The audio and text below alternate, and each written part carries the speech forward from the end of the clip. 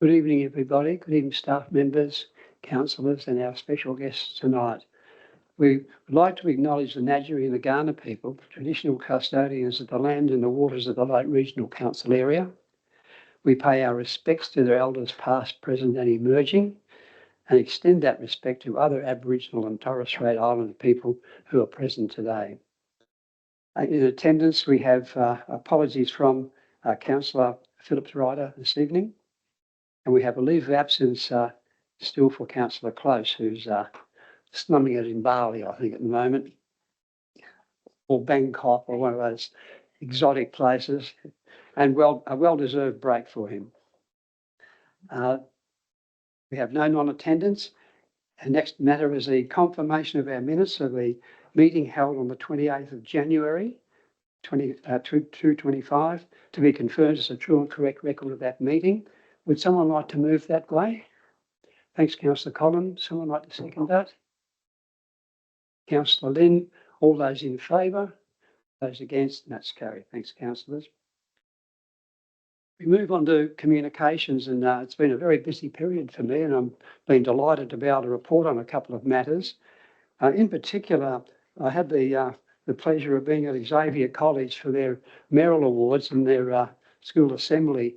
And what an amazing place. You know, it's just absolutely extraordinary what they've done down there. The dux of the school was a young chap called Ben Wolkowski. Ben's ATAR score was 99.15, which is close enough to being as high as you can possibly get. And he was awarded a medallion from the state governor. Also, not far behind Ben was Ebony Lewis, and her score was 95.15. Again, receiving acknowledgement from the state governor. But the school just goes from strength to strength, and this council here has had a very close relationship, as you would be aware. And I can assure you from their management and their staff, they are forever grateful. Also, I had the pleasure this morning to attend the Kapunda High School induction of their Student Representative Council and their prefects. And again, that school is going from strength to strength.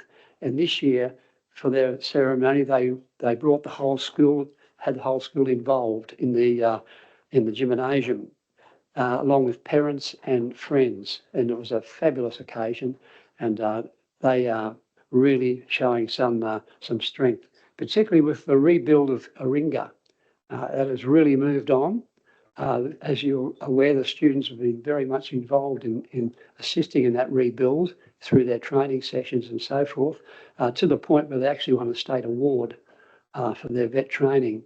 But it's an absolute credit to them, and it's a credit to the teaching staff and the backroom people of that school.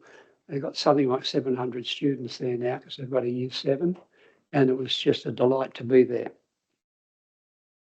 Also, I had the pleasure last Sunday of attending the Barons of the Brossa's dedication to their vintage. They do this annually. They have a program in the Tabor Church in Tanunda, followed by their presentation of their winemaker of the year, viticulturist of the year, and a number of other awards also at their rotunda in the main street. And they do a parade. The Barons of the Brossa were established in 1975. And I know that year because I was there at Sevillesfield when they were established. It was quite an occasion. And there was 5 members. They were senior winemakers in the region. Colin Grant was one of them. I think perhaps all those original members, are no longer with us. But they've left a legacy now that has been absolutely turned into a tradition. And there's around about 90 members now, including probably 10 at minimum, which are Grand Barons, that they have a higher status within the organisation itself. But they're not just a promotional group amongst themselves. They do a lot of things within the community behind the scenes, and there's some very strong community members within the Barons of the Barossa. They have a luncheon in their marvellous cellar, which they built, overlooking probably the oldest vineyard in the world, in their front of their building, an old Grenache vineyard there, which you can buy shares in, and you can buy the wine from there if you're a shareholder. So they've got a little bit of a carrot hanging on the end of a stick there for people to get involved.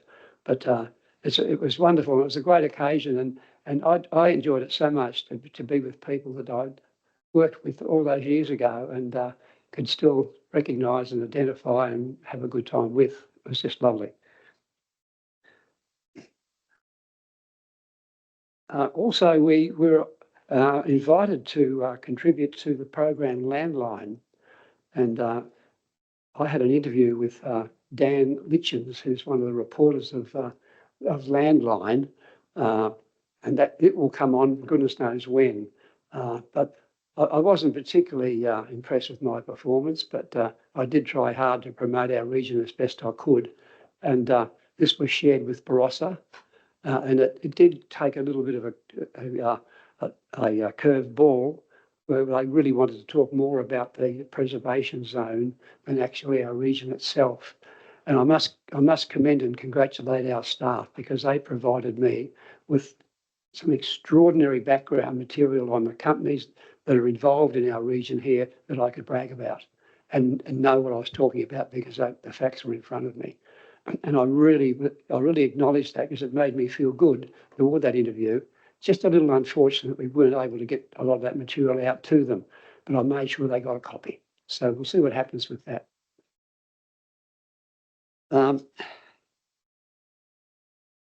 U3A is an organisation which commenced 10 years ago in this very building here.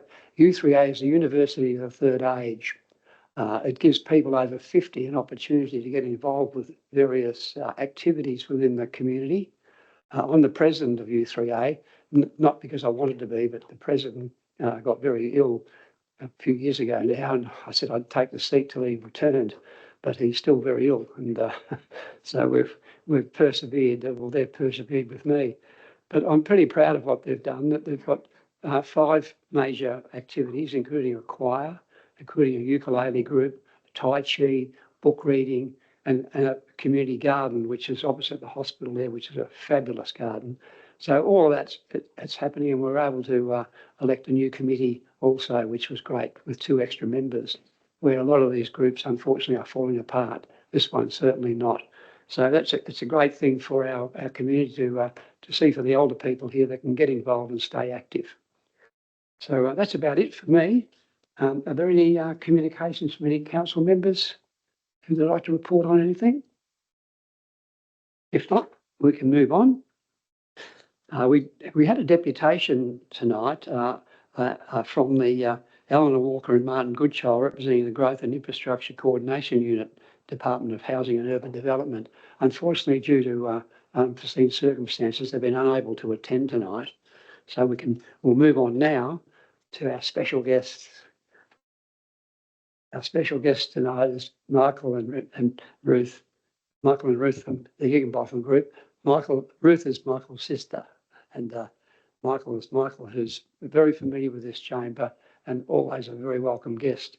And I think it will be very interesting to see what Michael's going to put forward tonight for our benefit. And thank you for the handout too. That's excellent. So without further ado, I'll introduce Michael and thank you for coming up.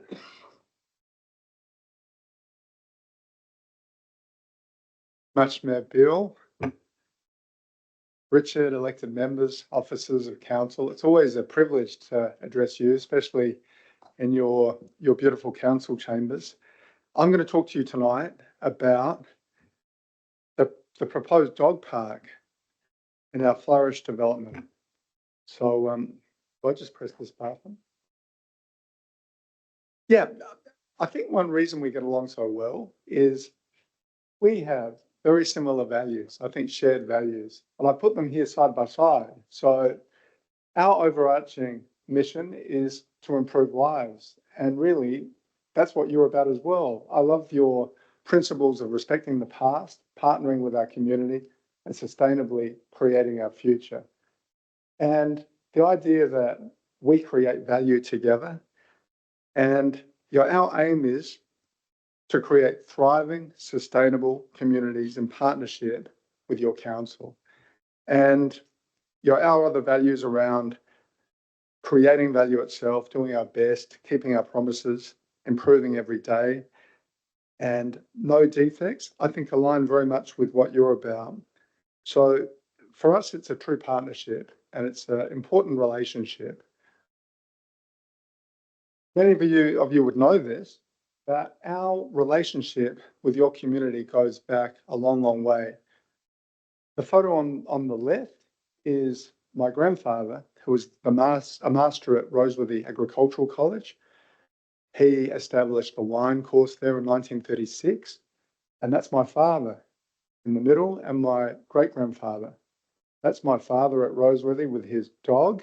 And I chose that photo because he went to Kangaroo Flat Primary, he went to Gawler High, and when he was 5, they had a competition at the Kangaroo Flat Primary for everyone's pets, dogs, and he was very proud of this. This is his dog, Rabs.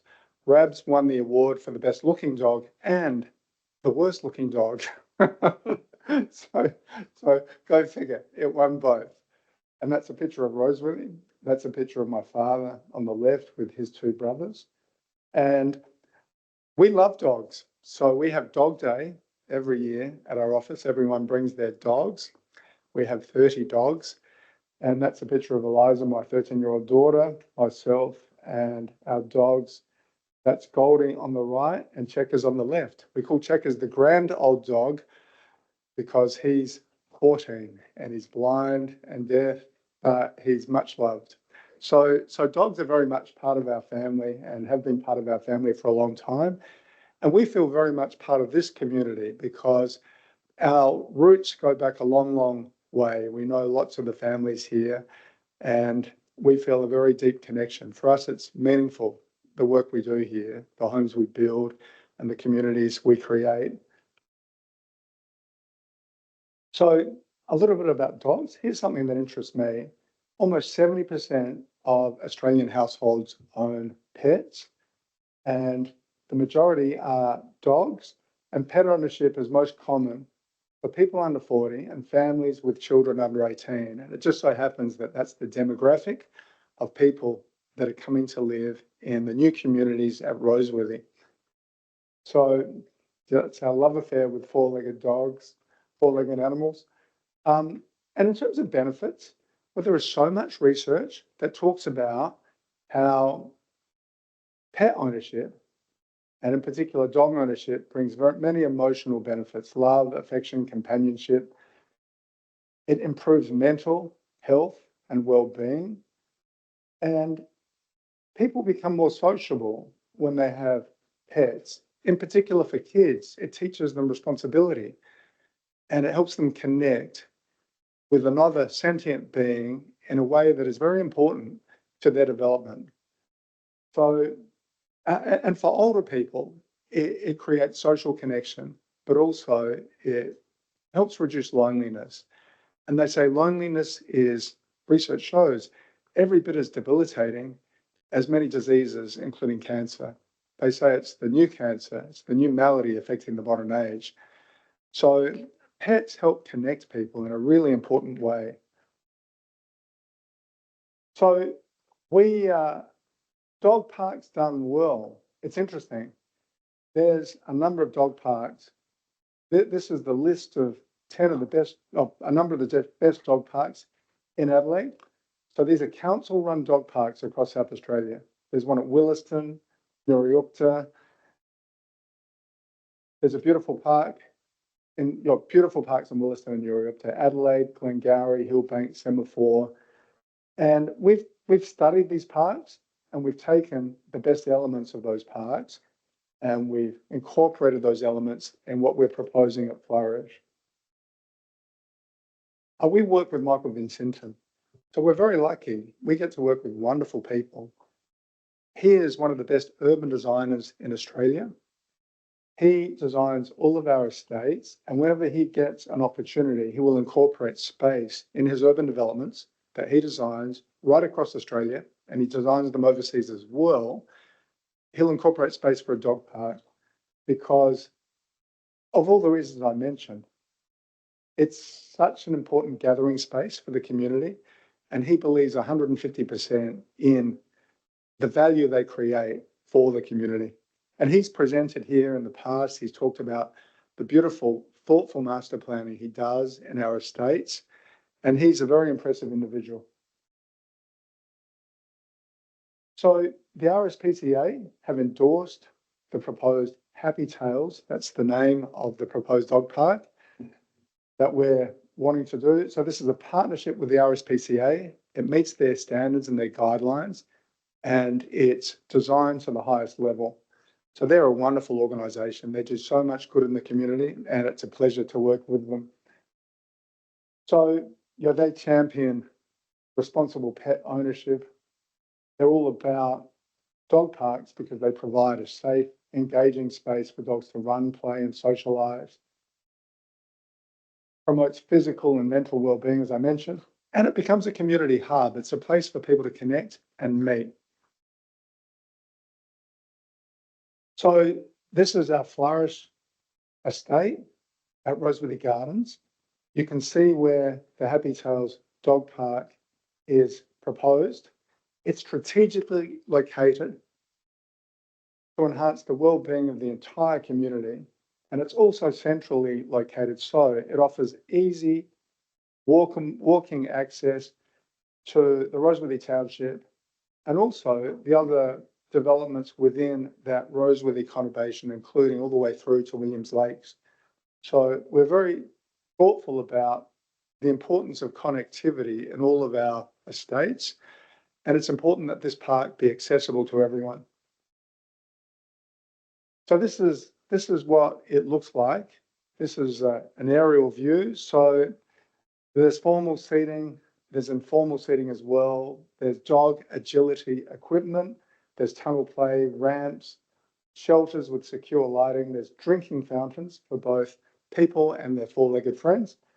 And there's rubbish and dog waste bins. And there's a whole lot of other elements that help dogs become well adjusted and happy, help them socialize, but help their owners to socialize as well. And this is an aerial view of it. I think it's beautiful, but I'm a little biased. In terms of maintenance, we're very, very cognizant of the fact that councils always want to make sure that they can maintain parks and public assets in a cost-effective way. So we have designed it with that in mind. In terms of the areas and the way it's configured, it's no different to a small park. So it's a beautiful space. But our remit to the team was, we want this to be the best dog park in the state, something that the council and the community will be proud to have an association with.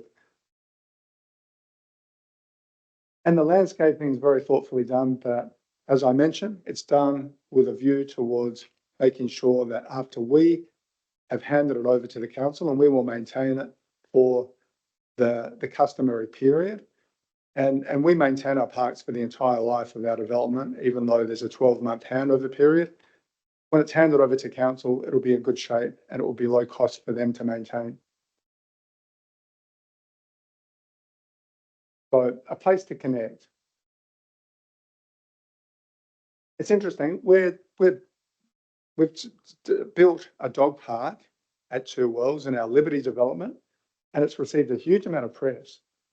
The community is super excited about it, and it's received a lot of interest. And what is interesting to me is other councils have approached us and asked us, would we do dog parks in their areas?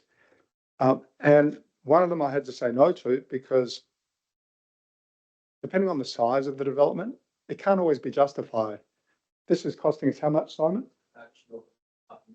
$500,000. So between 500,000 and 600,000. So it's serious money. How much are we investing in the two parks we're developing at the moment? Yeah, well over $5 million in the two parks. So again, every time we develop an area, we want it to be something that will set the standard and something the council, the community and ourselves can be truly proud of. And we go to a lot of care, but given our connection with this area, and our connection with your council and the community, which goes back well before 1936. We want it to be something truly special, and we put a massive amount of effort into it. My sister Ruth's been heavily involved in the process. She's our design director, but she's been working with the team to make sure that this is something very special.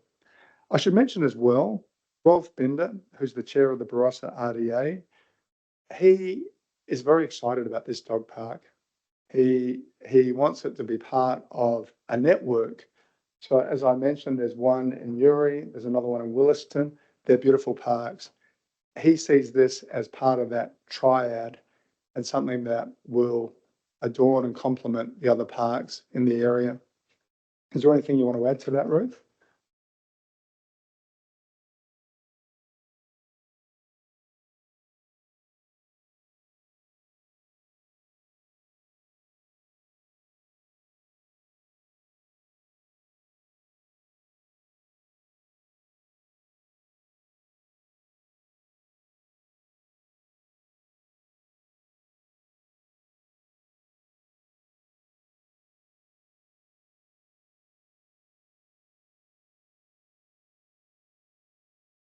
Yeah, so we'd love it if you could come. We understand people are busy. Feel free to bring your canine friends. It's March the 16th, and you'll all receive an invitation. And I'm really proud of this. Deputy Premier Susan Close is going to open it, and she's super excited about it. Ruth and I saw her on Friday. So it's at 10 a.m. and yeah, so we've invited yourselves, and at Rolf Binder's suggestion, also Barossa and Gawler councillors, as well as of course the Adelaide Plains elected members. So we'd love to see you there. These are that's the invitation on the left. And there'll be a dog washing facility there if you want to get your dog washed and groomed at the same time. What else will we have, Ruth? Games for the dogs and treats.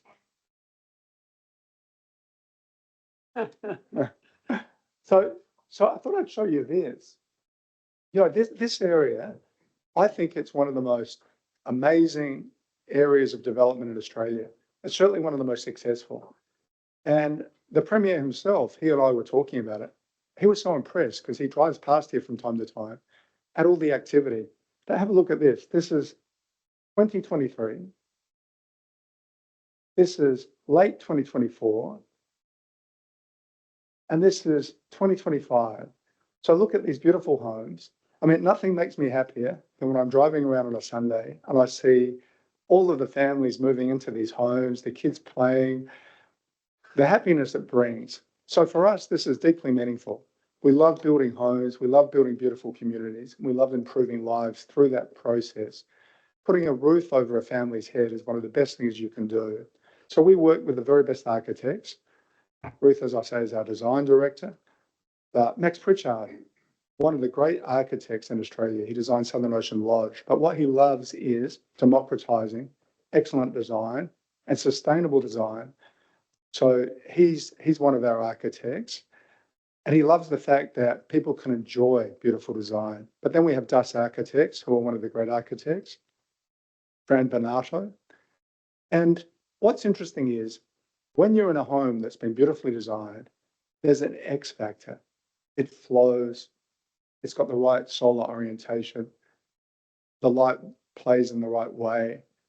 And it just uplifts you in different ways that are very hard to define. And when you're in a beautifully designed space, you just feel it without necessarily understanding it. So as I say, this is something that's deeply meaningful for us. And we're so privileged to be part of this community here. And I can't wait to see this entire area come alive because the state desperately needs homes. You know, it's interesting. You go back 30 years, you could buy a beautiful home in Adelaide. The average home costs 3 times average household earnings. It's now 10 times average household earnings. So the state desperately needs homes.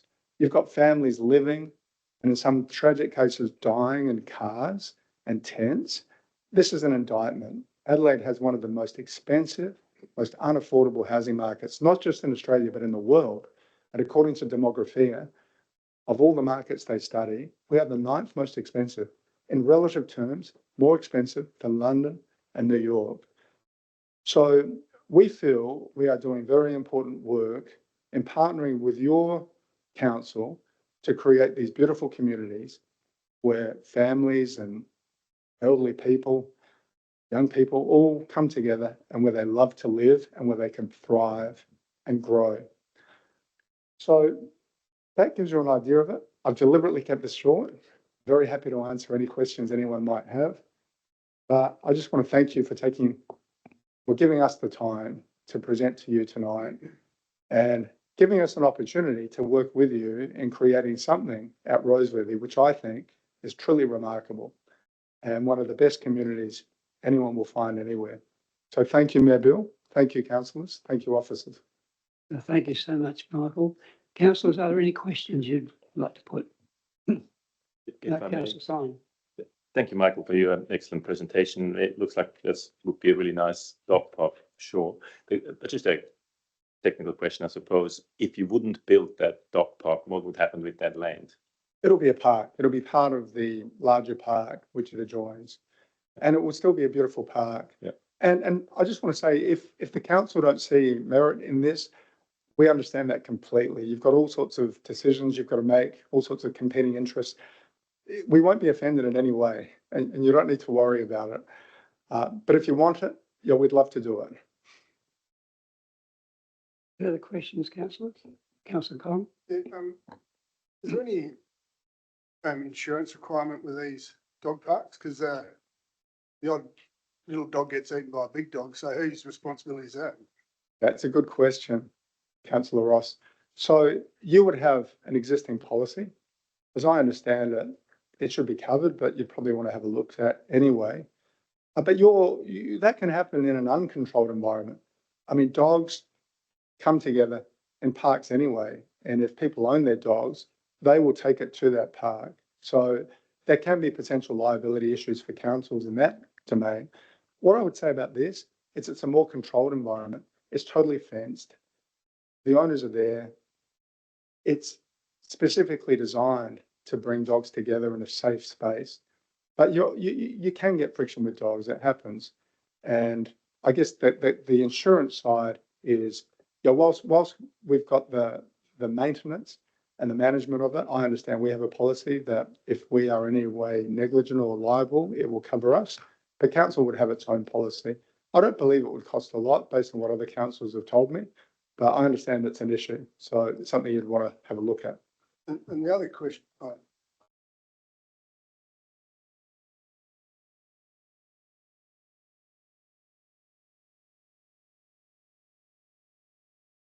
okay, that's good.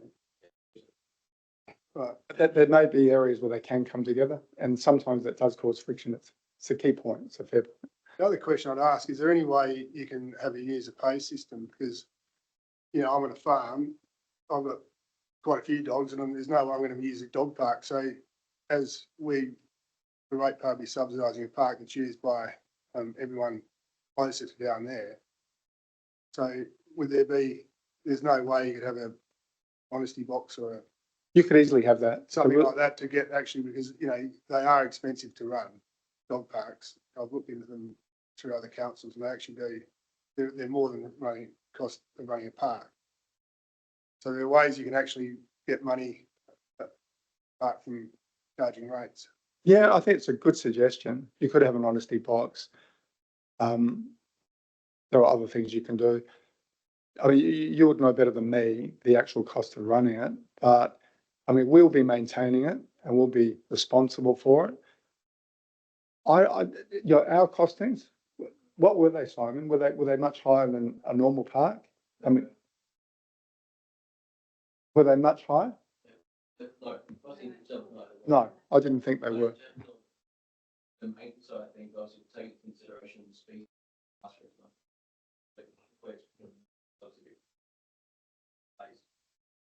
As well.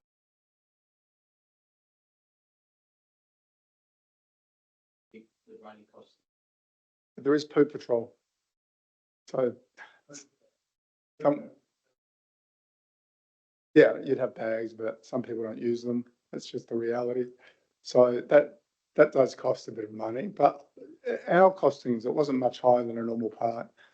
But an honesty box is a great idea.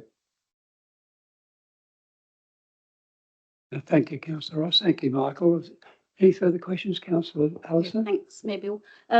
How long are you going to look after the park for? I was a little bit confused. In your presentation, you said 1 year and then you're giving. Well, we're the council. obliged.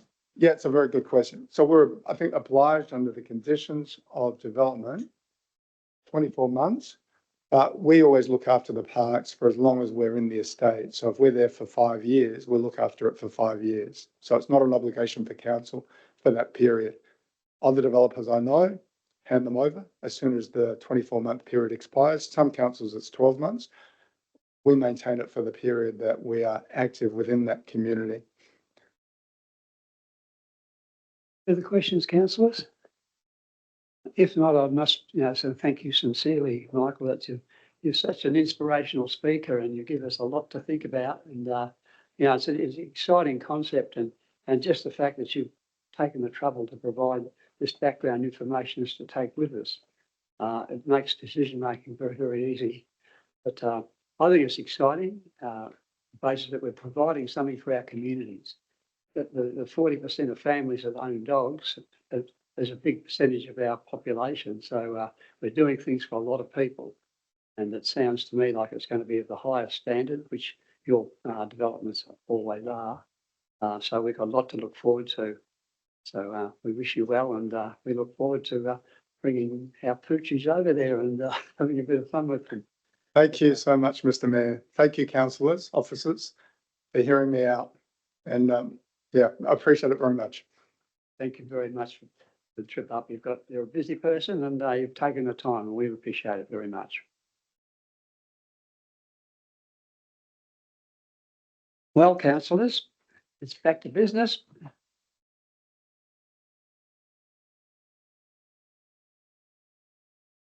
If we turn to page 6, we're on to our action items. Thank you, Simon. Thanks, Rob. Cheers, Ruth.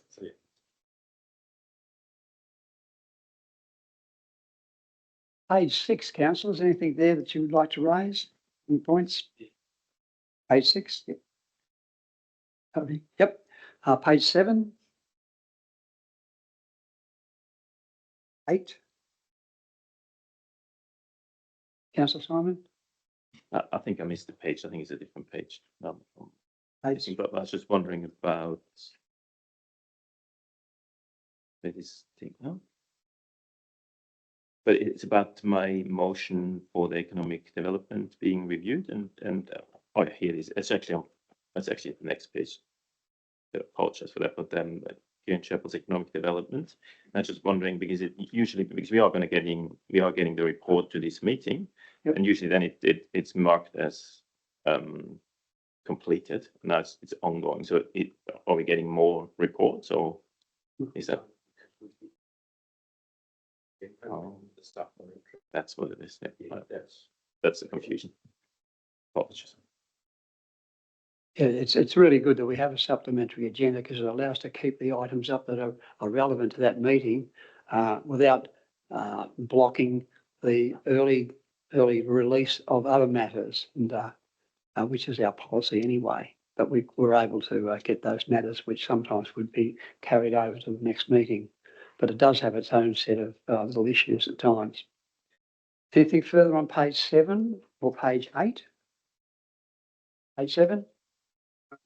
Yeah, just to follow up on Fair Road, how far are we from being able to present something like that? Through the chair, the design we're finalising, the 30% design, just to make sure we're all comfortable with that. And that's with the consultant and with the DIP representatives. Thank you, Megan. Anything further, councillors? Page 8? Page 9? Page 8. Page 8? Yeah, just about the water agreement with Dutton Park.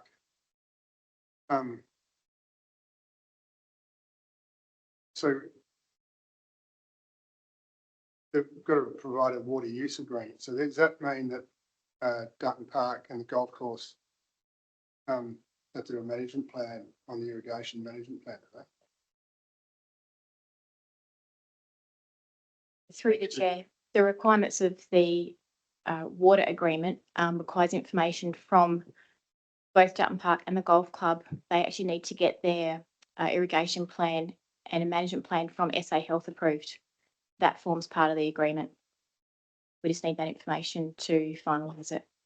But is that just to be clear? So that all that is just the watering times, how much water is being put on?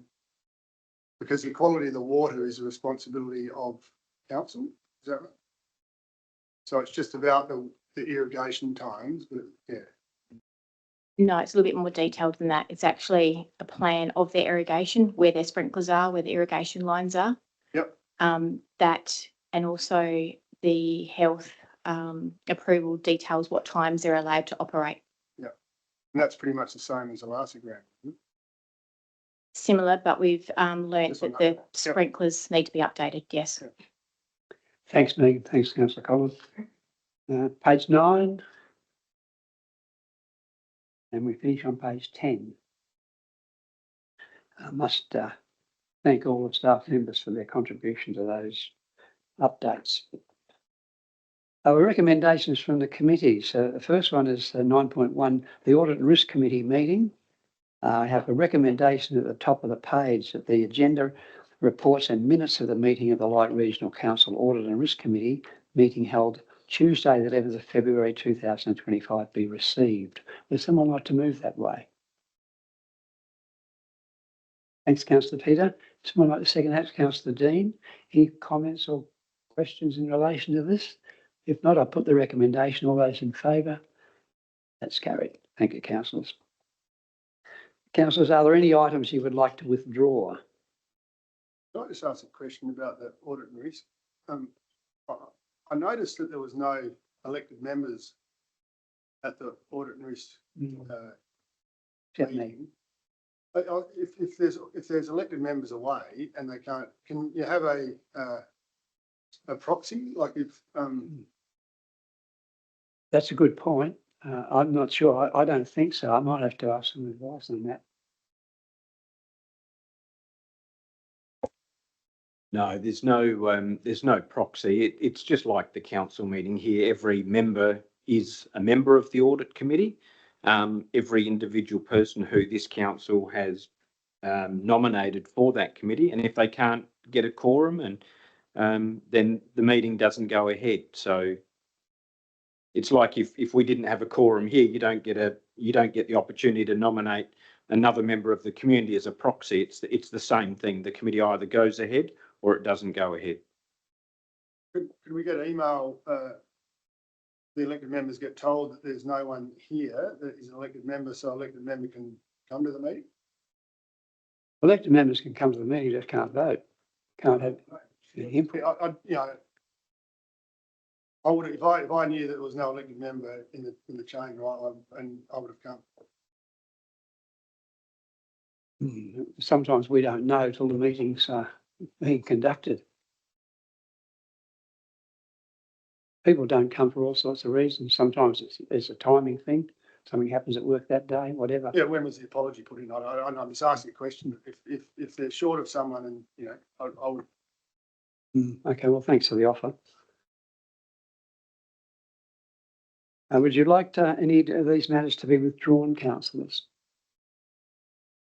If not, there's a recommendation too that the reports and recommendations of the meeting of the Light Regional Audit and Risk Committee meeting held Tuesday, 11th of February 25, numbered 1 to 4, as listed below, be adopted. Do I have a mover? Thank you, Councillor Dean. Someone like to second that? I think they're all pretty straightforward. Thanks, Councillor Collins.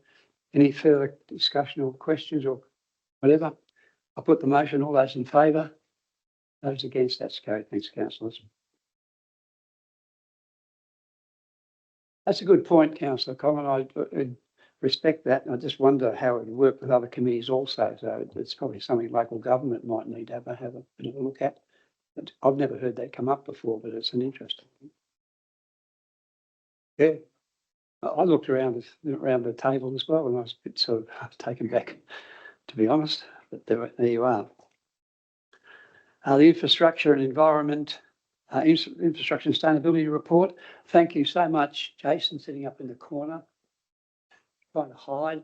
But another excellent report, and we really appreciate being kept up to date to this level. It's really helpful, particularly if residents and community members are asking questions about certain roads and whatever. We've got some idea of what's going on, and we appreciate that. Councillors, are there any questions for Jason? Yes, please. Yeah, Councillor Simon?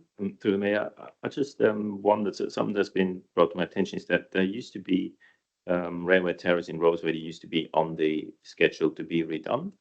And I think it's been a few years now, and I just wonder where it went, because it's not getting any better, and there's a lot of buses every day going through there for the school buses, like 2 or 3 buses now coming through, and all the school traffic and everything, and there's big puddles, and it's quite a bad state, that road. So they've done a lot of good work in Rosebery, except the one that everybody was sort of looking forward to get done. What was the name of that road again? Railway Terrace. It's just in front of the school and the post office. Jason, would you have any update on Railway Terrace in Roseworthy? Or should I pass that over to Megan?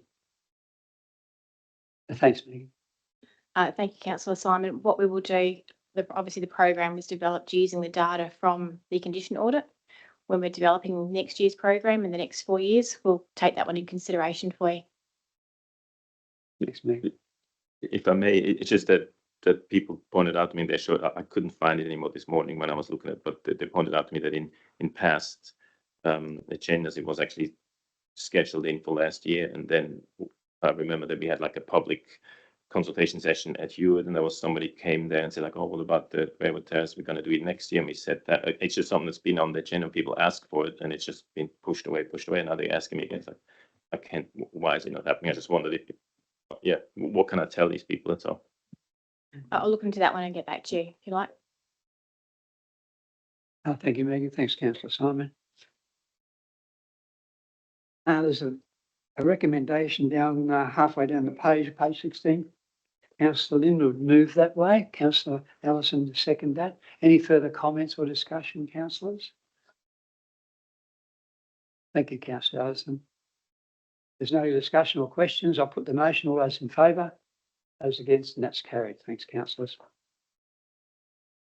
Move on now to our strategy and economic development reports. The first one, 11.1, is the strategy and economic development report, and another excellent report, very, very well researched and very informative. Are there any questions, councillors? No questions. We have a recommendation somewhere. Find it.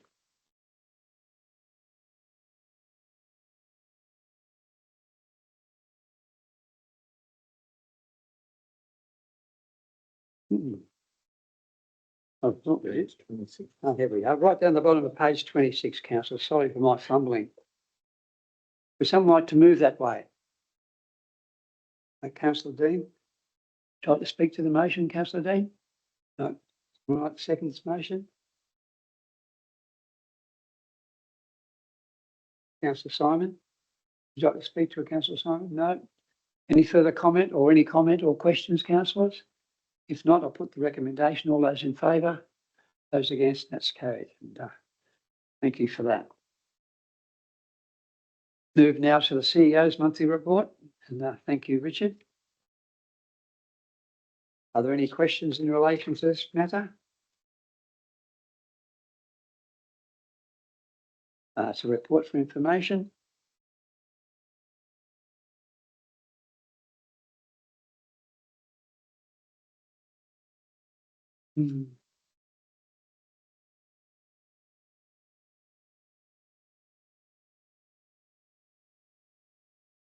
Yeah, through the chair. So we've put Sky Harwood and Gemma Holmes down to, if the resolution obviously later in the agenda is passed, they'll be the ones that will be helping to work on that particular conference.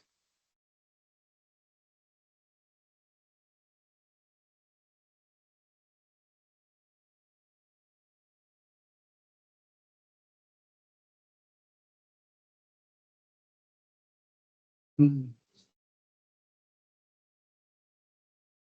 She gave me, she works at the Thunder Men's Shed, and she said, she gave me the phone number of the man that runs Australian Men's Sheds, and I'll give that to you, but she said that she can't see why a town as big as Freeling can't have a men's shed. Now, they apparently do have funding towards it, and so we can talk about that at some stage, that would be good, because every time we've talked about it, that we've said, you know, that we really can't put it into the woodshed, but we could if they give some funding towards it. They supplied the chairs and tables and all that stuff. They supply that for free. And so if we can talk about that, it'd be good. Okay, thank you. Thank you, Lynn. It's interesting you raised that. I had a call from a chap called Tim Crane. Tim's a very good operator, and he's very keen to see something happen in Freeling with a men's shed. Now, there's a great example of the one we have here in Kapunda. And I opened that shed many years ago now and mentioned that day that soon it would be probably more important to our town than the pool. And it probably has worked out that way. They're so important. And if there's an impetus in Freeling to do that, there's people there that can help and can have it established.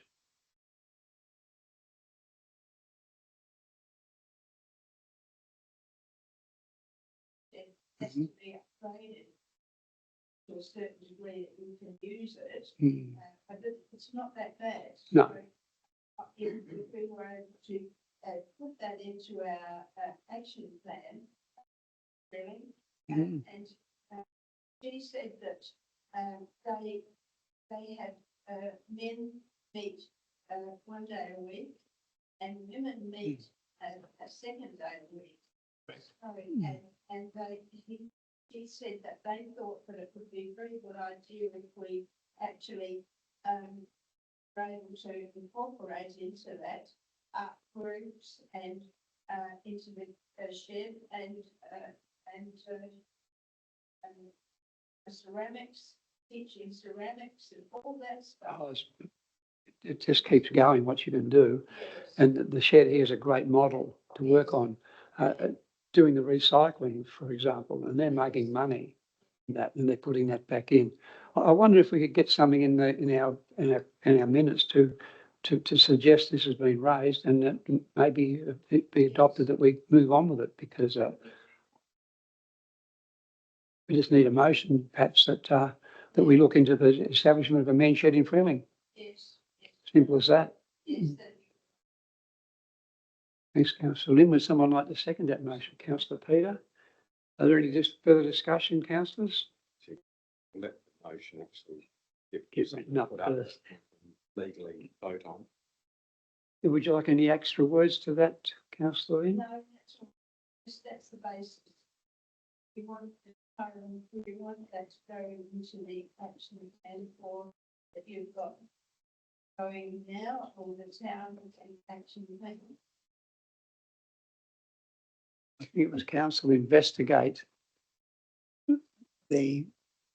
Yeah, through the chair, I think the discussion just sort of started around the 2025 Small Town Reinvention Conference, and I just wanted to remind the elected members that one of the purposes of that conference is to inspire the local community about how they might wish to progress their town.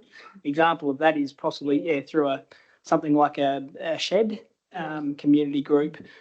So what often comes out of, say, a small town reinvention conference is like-minded people coming together, attending that, getting inspired and going, okay, well, who's interested in forming a committee? So it's really the forum to start things. But I guess if the council wants to kick that off in advance, I think you've got a motion that you're sort of suggesting up there, which, we can certainly do some activities in the lead up to that conference. We've got a mover. Do we have a seconder? I think we had a seconder, Councillor Peter. Certainly.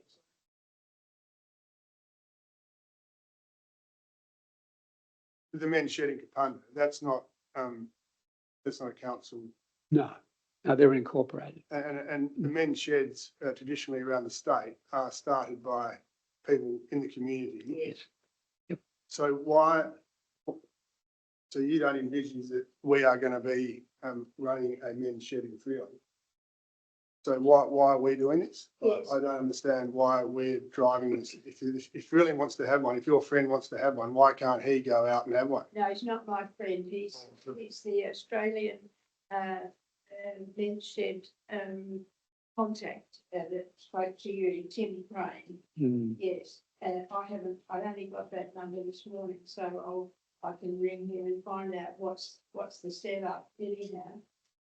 But I would like it investigated, because once we know that somebody can, yeah, We're not saying, Councillor Collins' recommendation, not saying that we drive the opening of a men's shed, as we investigate how this can happen. And I think that's our role as a council. We should be providing opportunities for our community to follow up. If they don't want to follow it up, fine, but they probably do by the sound of things. So we give them the contacts to go and do that. And the contact at this stage is that gentleman you spoke to. Oh, I never got a chance to talk to him. He just left a message for me and I'm bringing him back tomorrow. he's the Australian men's shed organiser. So it's not even someone from the town. Pardon? Not even someone from the town who's suggesting. No. It's- No, I think we've had enough talking between ourselves. Could I ask Councillor Fabio? Through the chair, and in the interest of inclusivity, can we stop calling it men's shed, please? Please note that the one in Kapunda lost the men's connotation quite a while ago and is referred to as the shed. Obviously, and we've just spoken saying there's obviously going to be programs there for women and whatever. So to call it a men's shed, I think is a little bit archaic and Yes. outdated. Point taken. We had to call it men's shed in the initial stages, and then I don't know if it's still the case to receive the funding. Simple as that. It was an Australian-wide funding program. It was designed around getting men off the couch, and it was called Men's Shed. Now, if that's changed, it may have. I don't know. So we only can go with what we know. Councillor Dean. Thank you, Mayor Bill. I was involved to some extent in the formation of the Kapunda shed. And so was another councillor, Shane was involved in that as well. But there was a significant community group of interested people, I think around about 10 to a dozen who were keen to start it. And the council's role was to facilitate a meeting of, sort of like a meeting of anyone interested. It was here in this chamber. And we had about 17 or 18 interested people there, and between them they worked out a way forward. Yeah. And I'm not sure whether the men's shed guy that you referred to is involved at that stage or not. No, he wasn't. But became involved somewhat later. So I don't see anything wrong with council encouraging and facilitating, but if there's no members of the community prepared to stand up and do a bit of legwork, then I wouldn't pursue it. Councillor Allison. Thank you, Mayor Bill, through the chair. Doesn't Gavin Schuster run something similar?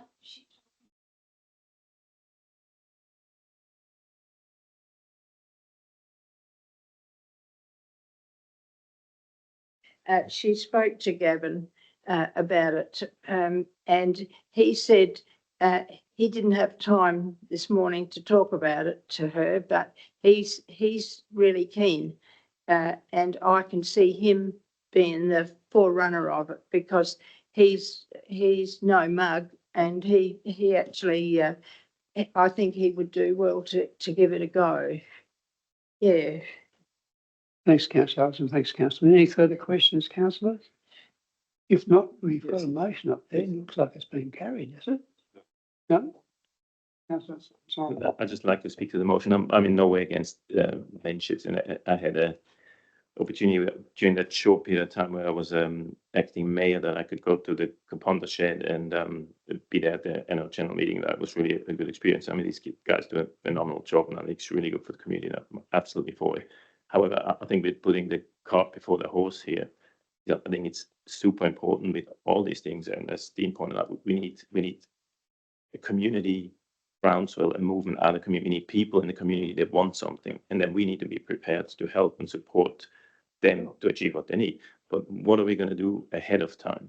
I find we should do that once we actually get the community to tell us we need to do that, and we can help them. So I think this is a bit too early.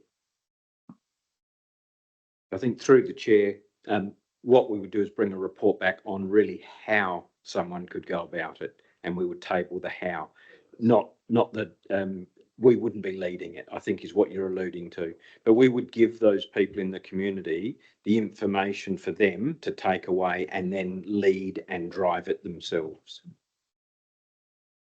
If I may, but we just said that Gavin Schuster is probably a person, he's a very well connected person. He knows what's going on. If he wants to do it, then couldn't he just go and find 7 people and then come to us, and then we can facilitate that. I think, to me, it seems like for us to do something, it seems a bit. In the short term, we would connect anyone in the community with Tim Crane. That's what I'm they can thinking. talk about it. Yeah, I think we should just support something that's already happening instead of trying to force something to happen, or already finding out how to do something that maybe nobody wants to do. Because I don't know if anybody actually wants a men's shed except the head of the men's sheds, obviously. Thanks, Councillor Simon. Anything further, Councillor? Councillor Collin? Yeah, I agree totally with Simon. I think if it's being asked by someone who lives in Udunda, if it was someone who lived in Freeling and they had a drive to open it, run it, and present it to us, and wanted help from us, I'd be 100% supportive. But I think everything should come from the community, and I just think it's the wrong way around. And I think it's just on the fly. And yeah, I don't. Well, how did the community get to know about it? They've already come to a councillor to bring it to us, to our attention. Gavin Schuster knows about it. Gavin Schuster lives in the town, so Gavin Schuster, as Simon said, can present it to council. Like you can't, if someone wanted to play football, do we start a football club? It's got to come from the ground. And I don't think you go and write a report, and our time's precious. We get told that writing reports takes time. We're asking a report to be written about something that no one's asked for, apart from someone who lives in Udunda. So No, she doesn't live in Udunda. Oh, where does she She lives in Freeling. you just don't think she lives in Freeling. She lives in Freeling. You Yes. just told me a minute, you told me she lived in Udunda. Oh. So Councillors, goodness me. We're trying to create World War II. We've got a motion up on the board. We have a mover and a seconder. Do we have anything further to say that's positive in relation to this motion? If not, I'll put the motion. All those in favour? Those against? It's lost. Thanks, councillors. We move on. 12.2 is the Roseworthy Water Scheme, February 25 update. And thanks, Kyron, and thanks to Jason Winter also. Any questions in relation to this matter, councillors?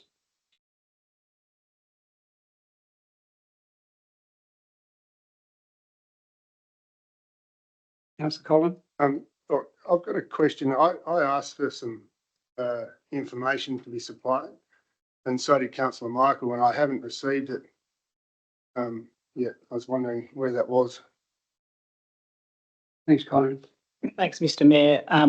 Yes, I have packaged up a response. It's currently just getting reviewed for accuracy and double checking.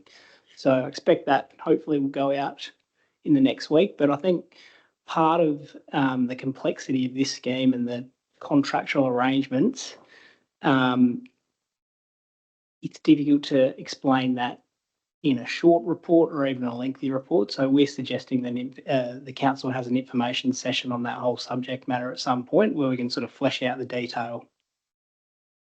Thanks, Kyron. Councillor Collin. I'm just wondering, could we adjourn this until then? Because I see I'm not sure. So with a motion can be adjourn if information hasn't been supplied and the councillor doesn't want to vote on it because he thinks that the information should have been supplied. So, There's no motion here, councillor Collins, a report for No. information. what's that? So a report from information, well, if it's going to be tabled, that's what I'm asking. So can we adjourn a report on information until the report is filled? My suggestion, I mean, the information is correct that's been provided. So you're just simply receiving that. If you don't feel it's gone far enough, you could certainly call a motion on notice for specifically what you had outlined in your question. I think what Kyron's saying is, though, to provide that information to you to give you the best understanding, it would be best done in a briefing session. With respect though, Councillor Michael in last two meetings has asked for this information. So I've asked for it. It's been asked for plenty of times, and I haven't got an endless amount of time to go to everything. So even if it had to be in conference or something, at least we could be supplied with some of this stuff. Like we can't just keep going because it's not convenient for you that we have to have a special meeting or an information session. We're having a meeting every Tuesday, the last Tuesday of every month. It was asked for last month. We were told we were going to get it. We've asked for information in a week in advance. I sent that email a week ago. And that has not been supplied. And in my opinion, it's not good enough. It says here, if a member who requests documents tabled indicates that he or she is unwilling to vote on a motion, but a recommendation is on a motion. So is that what you're telling me? At this stage, all you're doing is receiving the report. That's all you're doing. It's a report that's there. So you can't adjourn. So it says you can adjourn by tabling information with a motion. You can ask it to be adjourned to the information supplied. On a report for decision, you would. But you can't do, that's right, that's what I'm asking you. You Yeah, can't do it's a that. report for information. The information is there. If there's further information, you can request the documents be tabled if you know what documents you're looking for. We can provide a further report that would be in confidence, obviously, if it had the commercial side of things. And I think what we're saying is, even when that document is provided, we would probably have to suspend standing or our meeting procedures to have an open discussion on it so that we can explain it all. Because I think, as Kyron's saying, the complexities are real. Yeah, okay, the complexities are real, and we all understand it. Why aren't we doing a meeting? We have a meeting. It frustrates me that you can have a councillor ask last month and being told we'll get it next month. That was, Kyron said that to Michael. I remembered it as it was today, right? So then we get to the meeting, and then we ask a week before today for more information. And all I've asked for, it said the financially modelling was updated on the 25th in January 2025. So that's all I've asked for. So you obviously got that model. And then now you're saying, we've given you the information, but we haven't given it all to you. We'll have a special meeting to do that when we're having a meeting today.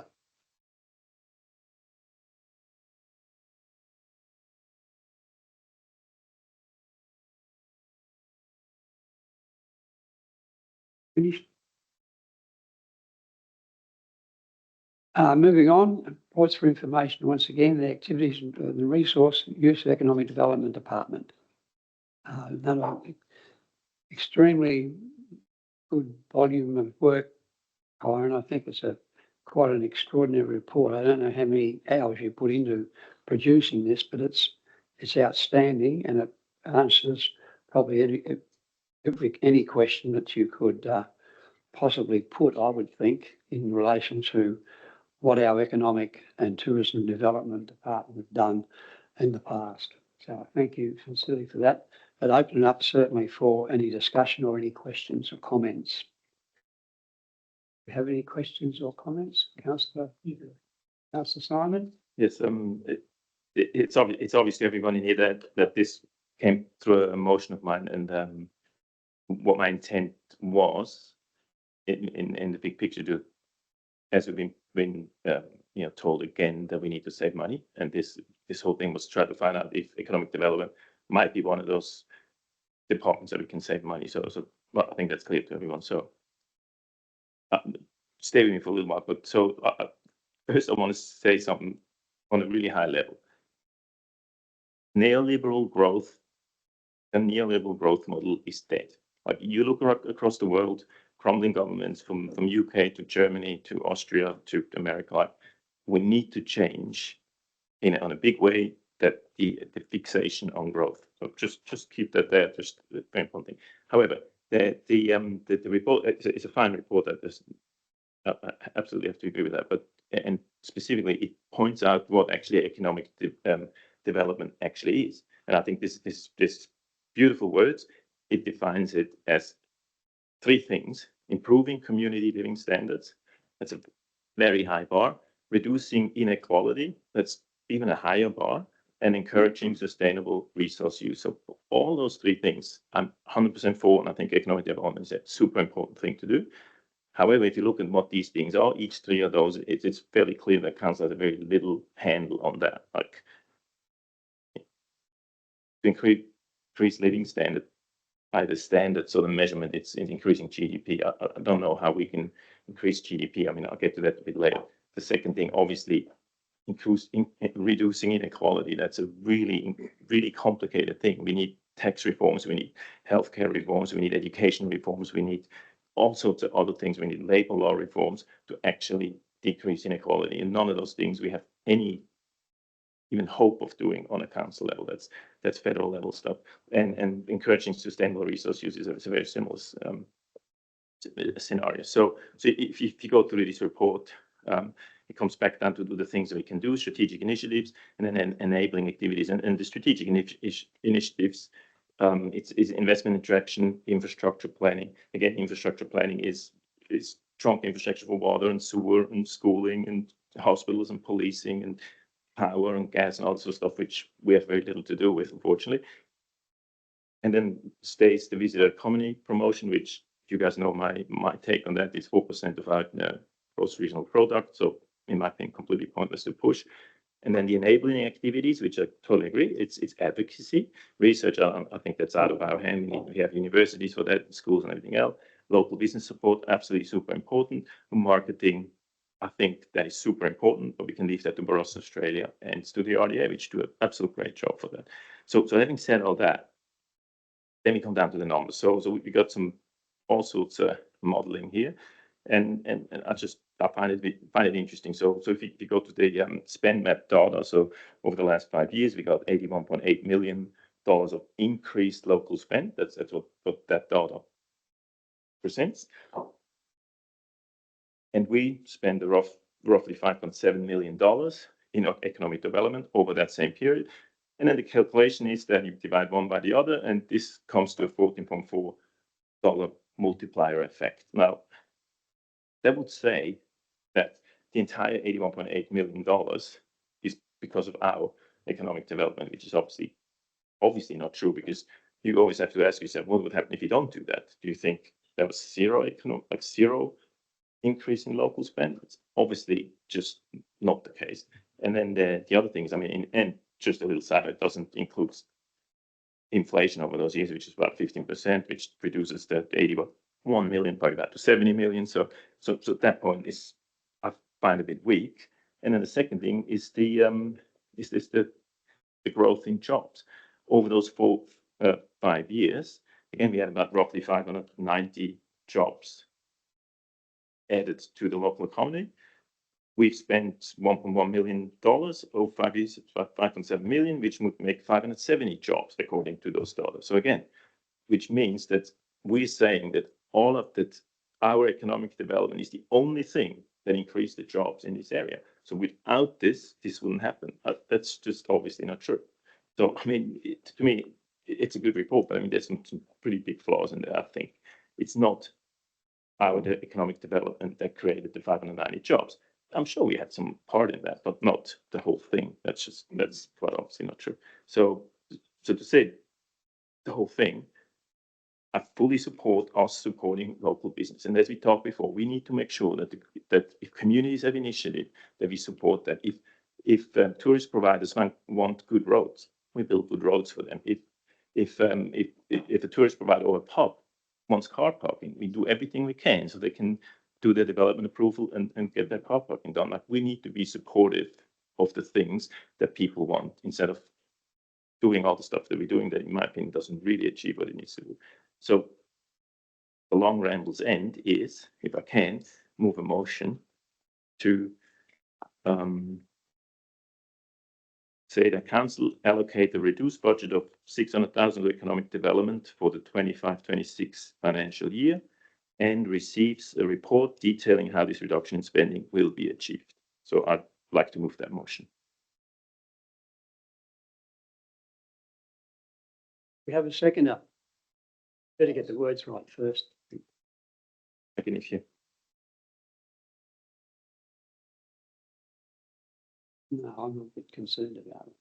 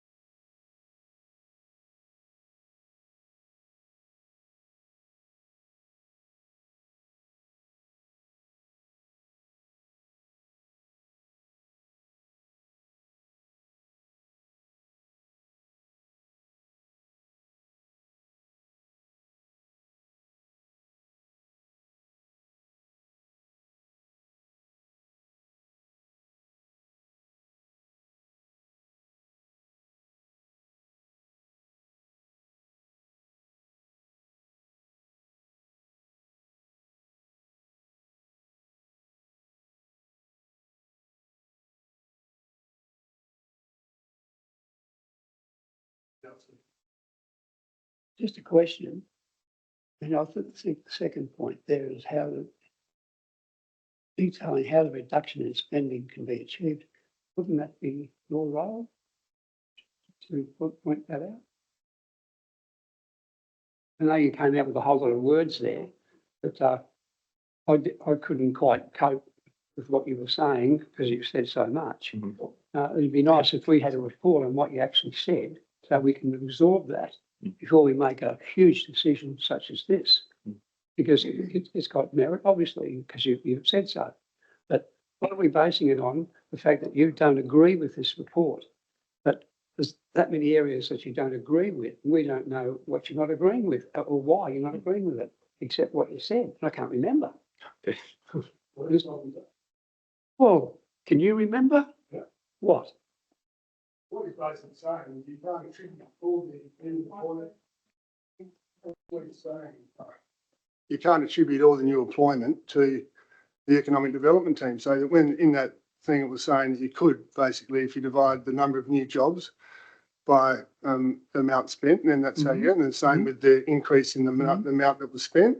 The growth of the GDP was all done, and then you divided it, and it all adds up that it's as a percentage, which doesn't really read much. So a lot of the stuff that was in there, I think Simon was trying to say, was inflated to make it look a bit better than what it is. If it was attributing all the benefits of the economic growth in the area to money spent by council, but most of the economic development in my opinion, that's happened has been organic. You know, we had 3 good years and there was a huge amount of money. If you look at Kapunda, you know, Elborn's, the expansion of Johnson's, Mick McCarthy's business employs more, solar, you know, all that sort of stuff.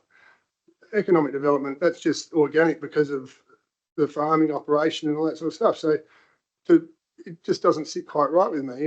And coming into a drought year, I just think that, or we're in the middle of a drought. We are going to have to look at expenditure, where to stop spending it. And everyone, to me, want money spent on other things, and they don't want their rates to go up. So I think Simon, the reason I second it was because I think he's on a valid point. Thank you, Councillor Conley. Anything further? Councillor Dean? Thank you, Mayor Bill. I wanted to raise it, and I suppose it's sort of like a point of order. I don't think that in its current form, that motion, there should be a motion without notice, is asking us to make a decision on an arbitrary amount of money that's been presumably plucked out of the air from somewhere, and then to see what damage that will have occurred by doing that, how you're going to handle it. That's a totally back to front in my view, and I certainly don't support the motion in its current form. If the motion was along the lines of explore how the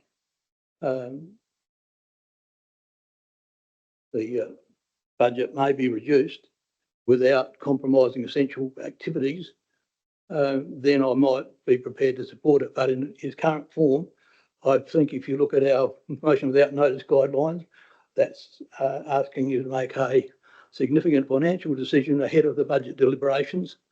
And I don't think that's sensible nor legal. No, I'm very concerned for the same reasons. But I don't think we're going to be voting for this on actual facts that are presented.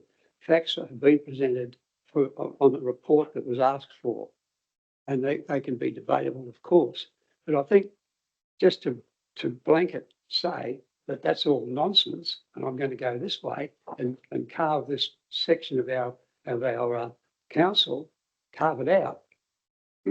I don't think that's where we should be, and I don't know if that's even legal under the Act. I think the motion is ultra vires. Yeah, through the chair, it certainly is legal, and but what I would say is it's extremely poor practice to start moving motions without any information on the impacts. We're starting to make decisions about 25, 26 and the long-term financial plan ahead of having information to be able to do that, ahead of being able to understand what the actual impact in the service level is going to be. And it would be across council, not just in that department.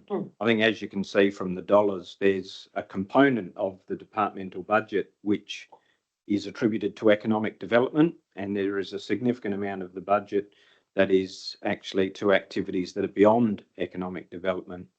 So the question really remains for the elected members, are we going to see motions like this presented ahead of actually seeing the budget, or a draft budget at least being put in front? So if this is a motion that talks about incorporating this into a draft budget for consideration and the service level impacts that it would have, then by all means, move these motions. But in terms of going, starting a slash and burn at this point, at this very early stage of budget development, I would certainly caution elected members from doing that. Thank you, Richard. Councillor Dean?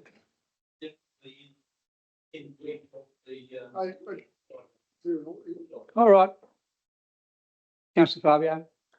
Sorry, I may already know the answer, but through the chair, the revised figure of $600,000, is that inclusive of the wages for the people that are within that department? So the wages are deducted from that $600,000 figure, leaving you, say, potentially 350,000. Is that correct, whatever. Councillor Simon? It would just be the total budget be 600,000. I am not entitled to answer your question earlier. I'm not entitled to have any operational input. I can't tell them if you need more people or less people, or do this or do that. That's not my role, unfortunately. Which is probably a good thing. But all I can say is like, this is how much money you got to spend. Do your best. And that's all that is all about.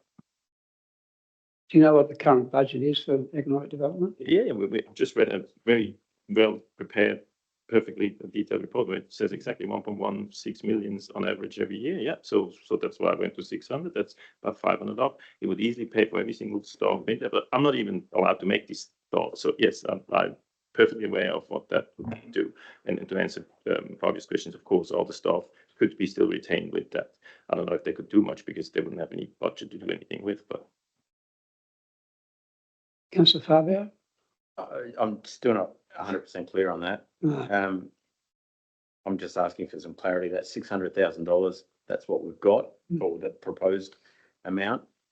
Do then, people that work in that department, do their wages, are they then deducted from that $600,000, leaving a residual amount for projects in economic development, or wages in addition to that amount? Yeah, through the chair, I think if you have a look at the table on page 10, details the what that department would do, and in terms of deducting that bottom line would be the 1.18 million. So it's effectively taking $500,000 out of the budget and trying to retain the staff that are there within that dollar figure that you sit there, and trying to deliver services to the community. So just on that, through the chair again, I see wages at normal time being up around $468,000, meaning the residual amount based on the figure that Simon's put forward, Councillor Simon, sorry, would be in the vicinity of about $130,000 for economic development projects. Is that the way you read it as well?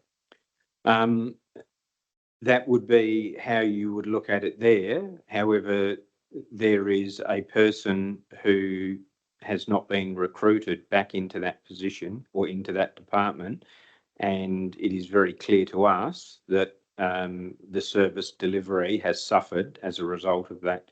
That is on call at the moment, and that I think we're close, or not close-ish, but I think we have people in the mix for that. There are a number of functions that wouldn't simply get done. So where we see like later in the agenda about work with how do you look at trying to get our deeds for Roseworthy done so that we can extract more money. Motions like that won't get done. So this department actually delivers a significant amount of work within the development area, as well as the tourism area. And we would then go back to those areas and we would look at it and have to make decisions around that. Or should I say the elected members would have to make decisions, because you'll have to make the determination of which services you don't want to deliver.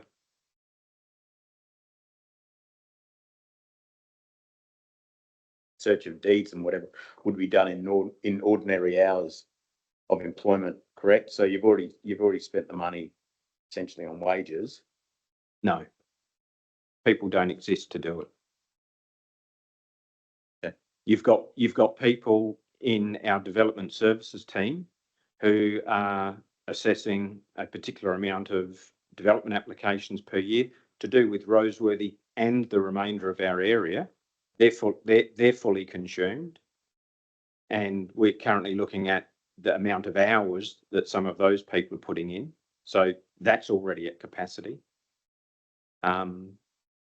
This is some bigger work. What will happen in a month's time, in 6 weeks' time, when the government talk about the Greater Adelaide Regional Plan? Who delivers that? It's probably not anyone in Craig's team at the moment. It's most likely in Kyron's team. So this to me, given that we are a growth council, this to me is probably one of the most important investments that I think the elected body would make. But as I say, I think that if you're making an informed decision, it's a good decision, whatever that be. At the moment, it is. I don't think you have the information to make a decision to just take $500,000 out of a budget ahead of a budget even being presented to you. Mayor Bill, Yeah, Councillor Dean. just like to reiterate, the current motion is not in accordance with the guidelines set down in our code of meeting practice for motions without notice. And if that doesn't meet that, you have the power to require that to be a notice of motion at the following meeting.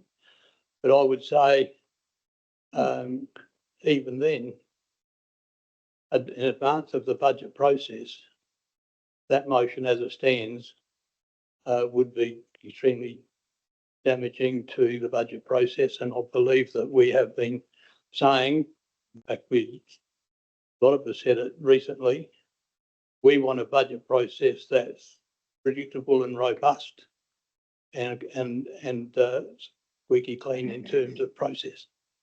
That's just the opposite to that. Thanks, Councillor Dean. Further comments, councillors? I'm totally out of my depth here with this particular motion, whether to accept it or not. I don't think it's ultra vires. I don't think it's against the Local Government Act either. But it's against the principles of what this council stands for, surely, goodness. Do we, as has been said, do we move motions without the facts in front of us? What it means at the end if it was adopted? This is a big call. We're talking $500,000, and we haven't even got where the savings are going to be and what area of the Economic Development and Tourism Department is going to come from. We've got no idea at all of where it's going to be removed from and who's going to be affected and what services are not going to be provided. None of that. We've got a body of work there that tells us why we're spending it. Councillor Peter. So I remember my name. Oh yes. I'm sorry, Councillor Peter. That's all right. I think that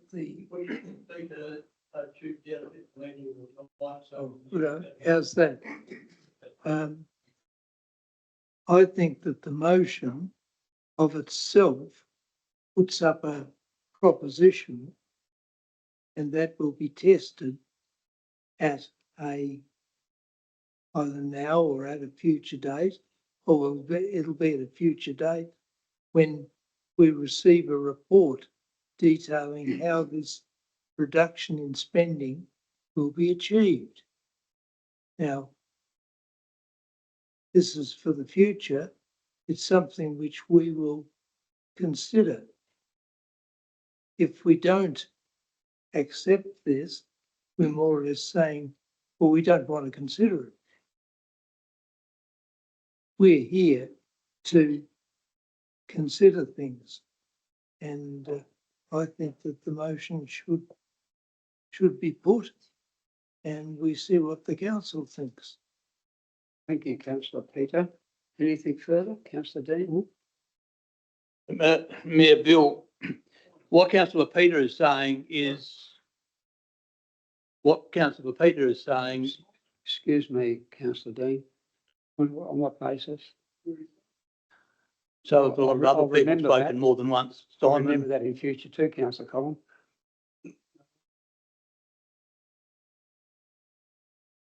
No, now we're just trying to be clever. Councillor Dean? what I was about to say was that what Councillor Peters said was not supporting that motion as it stands. he was supporting what's a more sensible way to do it, and that is get a report first and then make the decision about the reduction. That's the point I've been making all along. That way we are preempting a budget process. We are sort of jumping off a cliff and then deciding afterwards where we're going to land. That's what that does. So councillor Dean, you're suggesting that point 2 there remain and point 1 be removed. Is that what you're saying? I'm saying that if you made the motion about receiving a report detailing how a reduction of $600,000 to economic development for the 25-26 financial year may be, how a budget of $600,000 may be achieved, then what you're saying is, let's examine that proposition, get some hard facts about what the impact is so we can make an informed decision. Or instead of pulling a number out of the air, which is what we've done, and then hope that that's going to be okay. That is saying allocate a reduced budget. The other way around is saying let's explore what allocating a reduced budget would look like, and then we can make decisions about whether we're going to cut things or not, and know what the impact of doing that is. And we will then wear the flak if there's any. As it is now, it's irresponsible. Thanks, councillor Dean. Anything further, councillors? Councillor Simon? Can I please close in closing Close before the we debate. both say something? So I fully agree that it's a very brash way to go about things. I agree. However, there's a few howevers.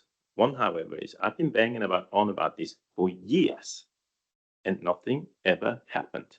So my last resort is throwing a sledgehammer into the mix and see what sticks. So that's number one, please. And you know exactly what I'm talking about.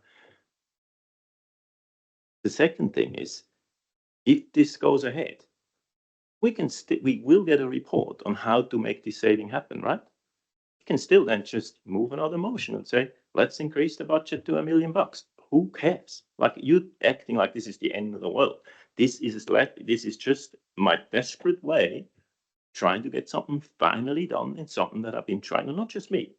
A lot of these councillors agree with me that we need to do something, and this is just a desperate way to do it. And I'm happy to vote for this. And yes, I agree, it's a brash way to do it. But if my hands are tied and I cannot, with normal discussions, achieve, and emails writing and all sorts of stuff, achieve what I want to achieve, then so be it. So I'll be definitely voting for that motion. Anything further, councillors? Might bring to your attention, it's been brought to my attention, that motions without notice are to be restricted to business that a simple matter requiring little information to be considered and the impact of which on council is deemed to be minor. I don't think that meets that criteria. You believe it does? But it's not up to me to make the decision. You're the presiding member. You make the decision and you stand with it. That doesn't bother me. Well, I tend to agree with that. However, I agree with the sentiments around the table too. It seems to me that there are a number of people here that do want to move this and see this motion be put. So on that basis of fairness, I will accept the motion. Well, I'll do that, Councillor Collin. Point of order. You can use a microphone next time too if you're going to sort of speak out of school. Point of order, Mayor Bill. According to my understanding of the motion, the guidelines about motion without notice, you don't have to, if you don't think it's appropriate to put it as a motion without notice, then your procedure according to the rules is that you will require it to be put as a motion on notice at the next council meeting, which then means that it's published in the agenda. We have time to get the necessary information which you can't if it's a motion without notice. So that's what I think is in accordance with the meeting procedures. Well, that's right. That's what I've read from their procedure number second one down anyway, it says clearly what you're saying. It says a simple matter requiring little information to be considered and the impact of which on council is deemed to be minor. Now, that's where I sit, and it's an awkward situation because I can read the feeling of the meeting. I understand that. However, it doesn't make it right to accept that because it doesn't meet the rules of the meeting procedures, of our policy. So what do I do? Mayor Bill, it's not a matter of accepting or declining the motion now. It's a matter of saying it doesn't meet the guidelines for a motion without notice, therefore present it at the next meeting as a notice of motion. That's what the guidelines tell you to do. Well, I think that's a reasonable compromise. Councillor Collin? I heard you say you put the motion, so haven't we put the motion? You said that. I'm happy to put the motion. He said that. He said, I'm happy to accept the motion. And you came in over the top. So you're leading the man, which is not right. I'm not leading the, sorry, do you want me to make comment on that, Mayor Bill, or not? No, I think it doesn't need any debate. I can understand I speak English. But I'm just disappointed that we have to get to this level. It's a behaviour that I didn't think would happen in this chamber. But never mind. I think personally I'd like to see this motion on notice to come to the next meeting. However, as I've been pulled up and it's been said that I said we'd put the motion, I regret to say that I'll be putting the motion because that's what I said. So all those in favour? Those against? Motion is carried. And it's a very divisional motion also, and I hope it works out well for the future of the council. Mayor Bill, I call for a division. Will all those members who voted for the motion stand behind their seats, please, and be recorded?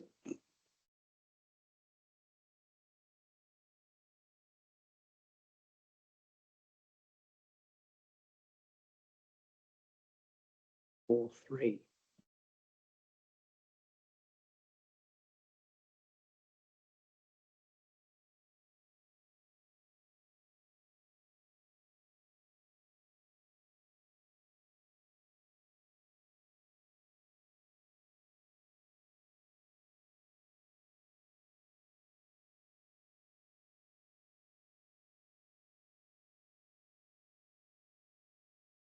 What are you staring at me for, Councillor Peter? What have I done? Every time I look around, you're staring at me. What's wrong with everybody? Oh, goodness me, grow up.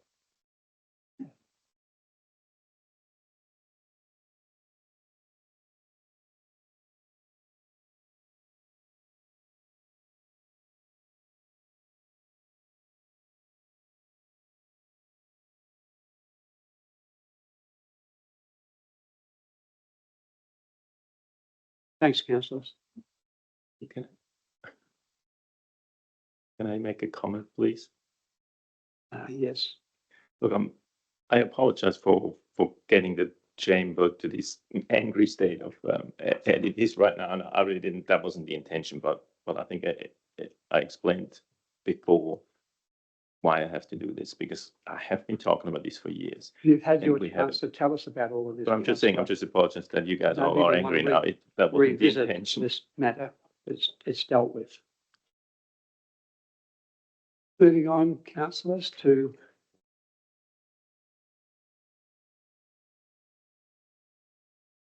12.2.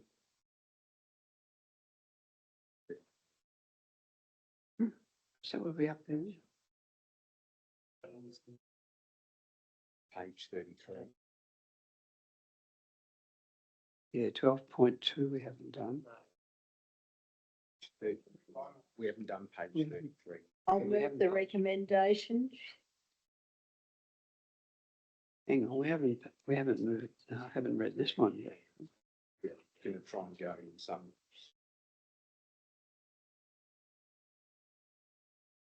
Is that where we're at for it, page 33?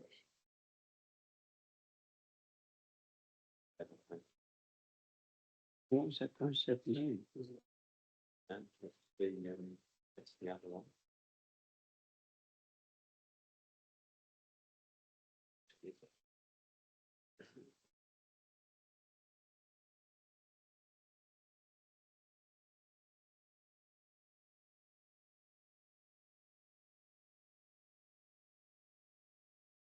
Reports for information. It's doing two or just one? Didn't worry about that one. Page 17. Page 16. I think we're up to page 17, councillors. On the what? Document. Councillor Lynn moved. Do we have a seconder? This is the reports for information we've received by council. And Councillor Dean, any further comments or any comments, councillors, or questions? I think we've asked those and answered most. I'll put the recommendation. All those in favour? Those against? That's carried. Thanks, councillors.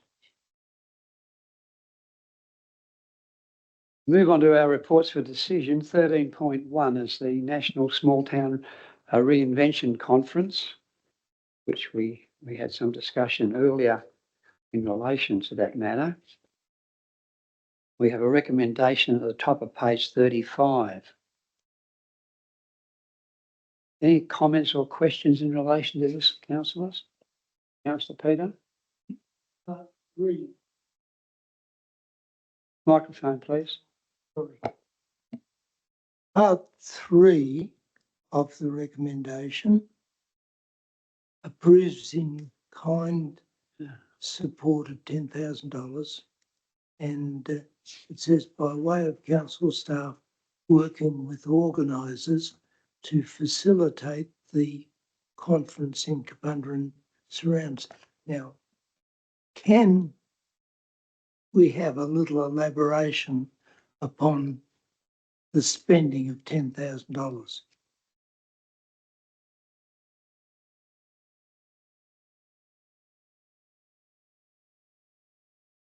Yeah, through the chair. So that would just be the cost of council staff to contribute their time towards the conference. I guess bearing in mind of course, the last resolution of the council just made. It's an in-kind contribution. It's not a cash contribution at all. I might add too that the Northern and York Local Government Association last week contributed $2,000 also towards this particular event. There's 15 councils involved there. They thought it was worthwhile. Any further questions, councillors? Comments? Thanks, Councillor Conroy, the mover. I'd like to speak to the motion. Seconder? Councillor Lynn, like to speak to the motion? Any further comments or questions, councillors? If not, I'll put the motion. All those in favour? Those against? That's carried. Thanks, councillors.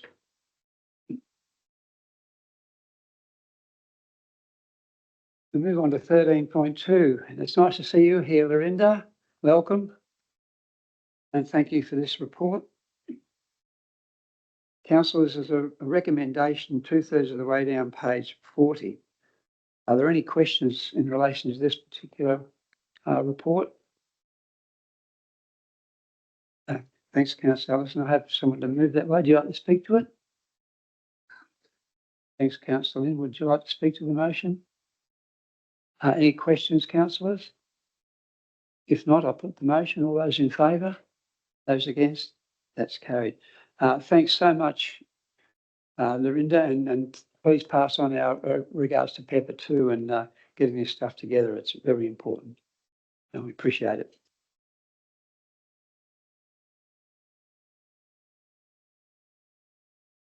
Pretty lengthy report too. 13.3, councillors, land transfer obligations, Roseworthy Township Expansion, Roseworthy Developments Proprietary Limited. There's a recommendation halfway down top of page 48, pardon me. Are there any questions or comments, councillors?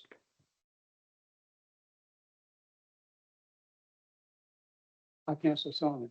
I do have a question. I have a question, a question that went out to all the elected members and to Kyle, and he kindly replied, and he explained to me that he answered the question perfectly. My question at this point, though, is there a chance that we're jeopardizing our bargaining position, let's say, if we accept this recommendation, be it that my motion on notice that comes at the end of the meeting would be adopted?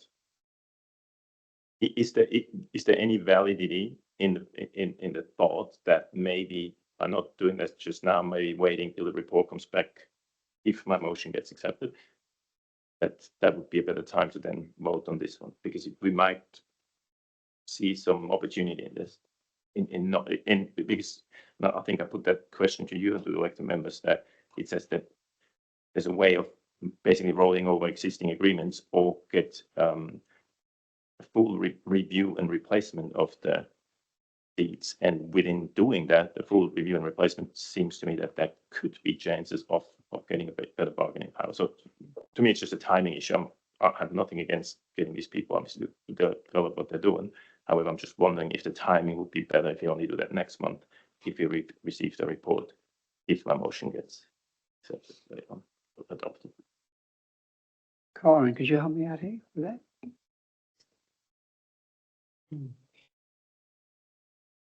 Yeah, through the chair. I mean, it's a difficult question to answer straight off the bat. I guess what I would say is there's probably some unintended consequences of not assigning the deeds as they have already been agreed to. So that's now. If we do it next month, would that be correct. So I think consequences? probably what you don't appreciate is a lot of the development growth in Roseworthy hangs off these deeds. So there's various triggers at allotment title creation that these deeds relate to, and delaying those clearance of titles has financial impacts on developers, but also council. So,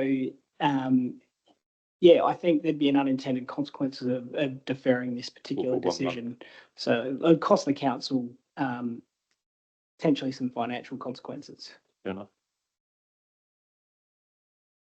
Any further questions, Councillor Collin? Oh, so just going on from what Simon's saying, in the future, in deeds that coming up in the future, these ones obviously are a bit too hard to change, but is it set in stone, or is there a contractual agreement so in the future they're all going to be, it's basically we can't change it. That's basically your email was saying. So in the future, we can't change the next lot that are going to be released or the next lot because the agreements were signed quite a while ago, or is there now that the market's changed, is there an opportunity to put it up a bit more on ones that deeds in the future that are a bit further out?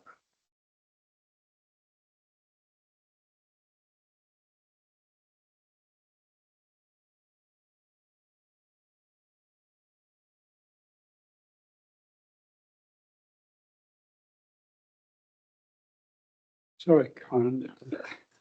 Through the chair, I think, I mean, given the complexities involved, I think this needs some strategic planning by the council on how to negotiate forward. So whilst the current deeds and the response sort of outlined how they are to be assigned, and also some of the limitations around that, there's other strategies that the council can do in the commercial environment that can assist with negotiating different outcomes. But what I would suggest is that, yeah, it requires some strategy. Thank you, Corin. Thanks, Councillor Collin. Anything further?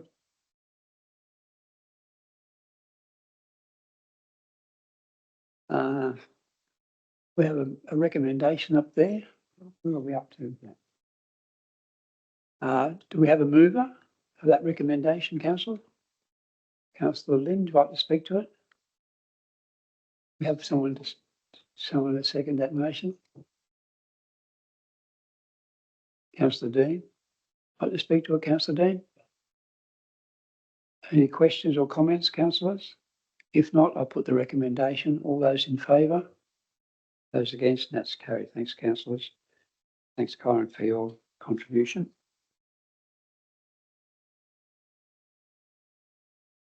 And we move on now to 13.4, which is the reclassification of unsealed roads. And Jason's sitting quietly up in the corner there. Thanks for this report. We have a recommendation there which has many points to it, halfway down page 52. Any questions or comments in relation to that recommendation? Councillor Dean? Mayor Bill, I've got a motion without notice that relates to a possibility of a reclassification, which I could consider perhaps at this time after this motion has been passed, or in motion without notice, whichever you prefer. I think we prefer in motions without notice. I think we had a little bit of debate about this earlier. So thank you. We might just start that one up again. No, well said.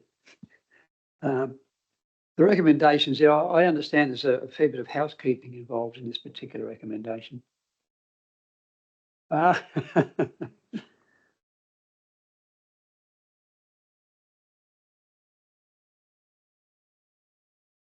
Good pick up, councillor. Then, if there's no questions, councillors, I'll put the recommendation.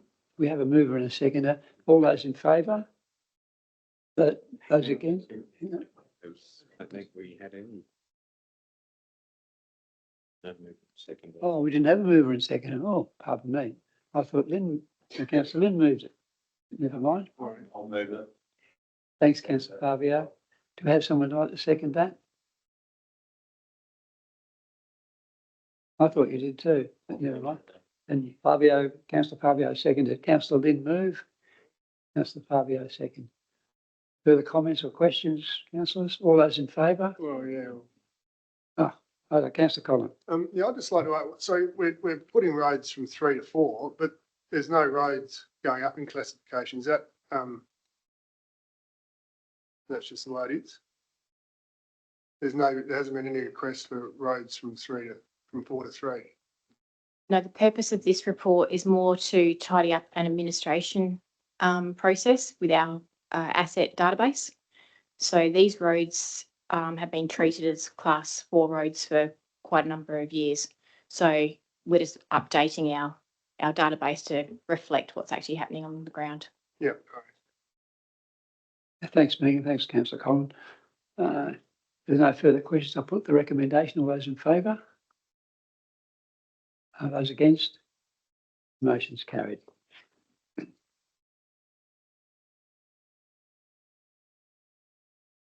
Moving now to the Capital Works Program amendments. Again, a report from Jason, and thank you. Recommendation about halfway page, down page 56. Someone like to move that way? Councillor Simon? Yeah, great report. I'm happy to move it. Someone like to second that? Councillor Alley? I'd like to speak to the motion. Any comments? Councillor Collin? I only asked Megan one question, and that was White's Road, which smart that's been taken off. But I remember suggesting that maybe the material that was taken that was going to be put on that road be put on Tablelands Road because there's failings there. But this is just getting wiped off altogether, isn't it? Through the chair, yes. So this report relates to the capital program, whereas we were looking at Tablelands Road, just doing some some maintenance patching. Oh, but I thought, I thought we discussed that if you could bring capital works forward on small sections of Tablelands Road, then you just depreciate it on a different schedule or the same schedule when you catch up, because there's a section of Tablelands Road that's gone through to the clay. So I thought, anyway, but It's not what's happened. Now, thank you, Megan. Thanks, councillor Collins. Further questions or comments? If not, I'll put the recommendation. All those in favour? Those against, that's carried.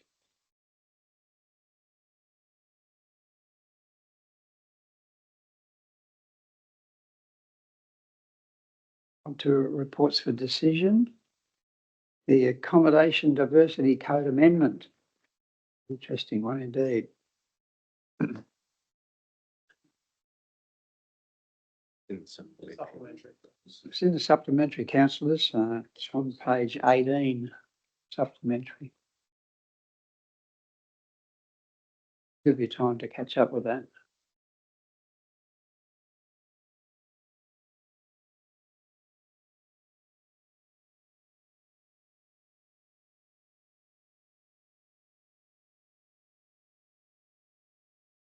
How are we going there, councillors?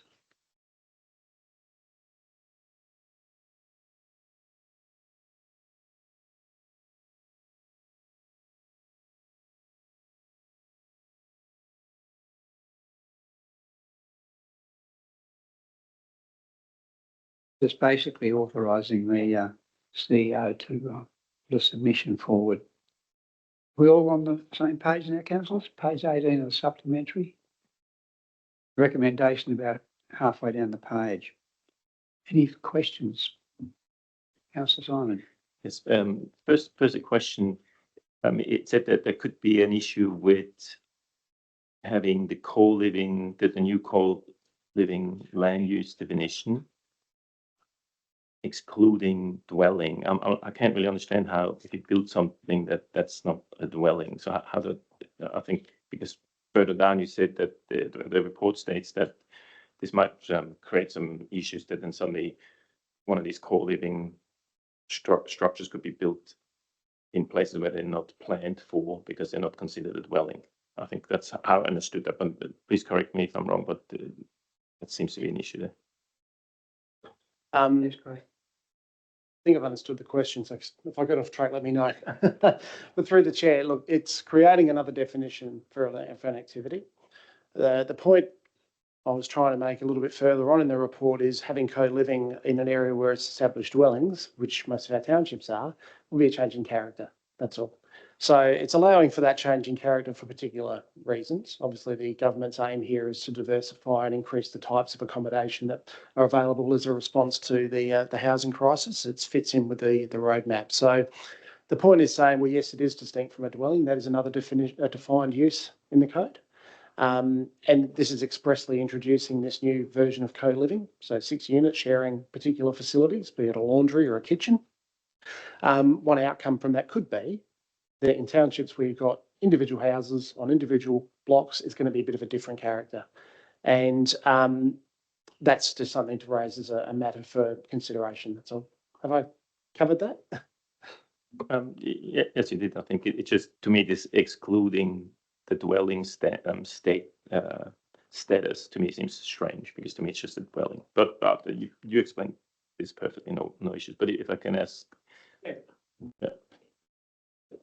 the other thing that I wonder if I can ask another question is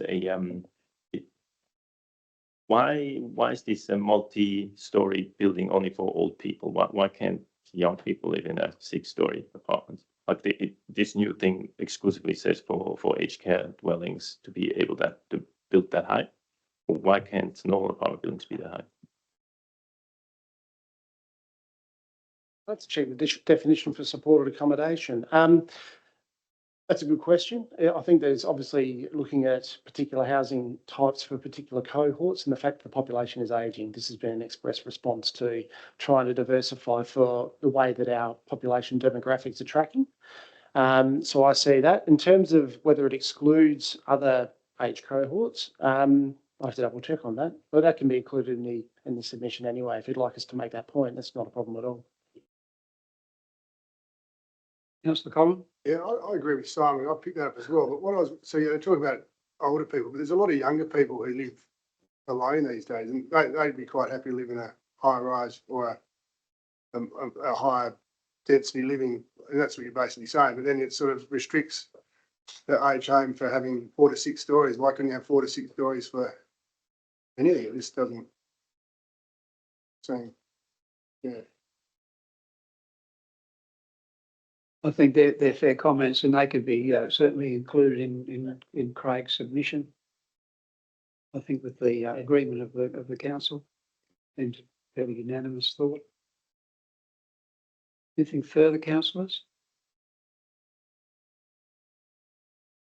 So I guess, can we just agree and just a consensus that be part of the submission put forward to, Craig puts forward? Thanks, councillors. The recommendation there though, could we have someone move and second that, please? Councillor Simon, you may have already done that. Someone like to second the recommendation? Councillor Collin, like to speak to it? Further comments or questions, councillors? If not, I'll put the recommendation. All those in favour? Those against? That's carried. Thanks, councillors. Thank you, Craig. 13.7 is an interesting one again. Portable Buildings World Heritage nomination. There's a recommendation down the bottom of page 23. This might bring back some memories for a few people too with the World Heritage listing nomination. Have any questions or comments, councillors? If not, there's a recommendation there. Would someone like to move that way? Councillor Simon? If I can ask a question, please. Yeah, certainly. So obviously in 3.3C, it notes that we declined the invitation to join the coalition. If I remember correctly, it says somewhere that technically joining this coalition wouldn't cost any money. Like, how is could there be some in-kind expenses? Because if it's completely free and we don't have to do anything about it, then I don't see a reason why not to join. So I just wonder if there's if I can have a clarification on that. Yeah, thank you. Through the chair, it's a good question. There certainly would be in-kind contribution in staff time. We found that with previous experience. When I asked for some clarification, I made the point on actually page 25. There's no financial implications at the moment, but if the coalition decides there will be financial input, contributions needed, each council in the coalition would be expected to contribute. So not at this stage, could be in the future. Yeah. Further questions, Councillor Simon? If I can follow on question on that, if it would come down in the future, is it then, would there still be an opportunity to then say no then at that point, so like we don't want to pay, or like just hypothetically? Well, I imagine through the chair again, yeah, the decision as to whether council wants to allocate budget will be a decision for council at that point in time if it eventuates. So, but certainly if you're in a coalition situation, I guess there'd be an expectation. That's all. And something that I considered is that we have, say, one item here across a number. So how do you make sure that your contribution is reflective of the benefit, if you will, is another consideration that is made at the time. So a couple of considerations there, but it could be, as it was, a decision for council, something that's made at that point in time. Yes, Councillor Collin. Move Councillor Collin. Would someone like to second that, or someone already had? I think Councillor Simon. Any further questions or comments? If not, I'll put the recommendation. All those in favour? Those against? And that's carried. Thanks, councillors.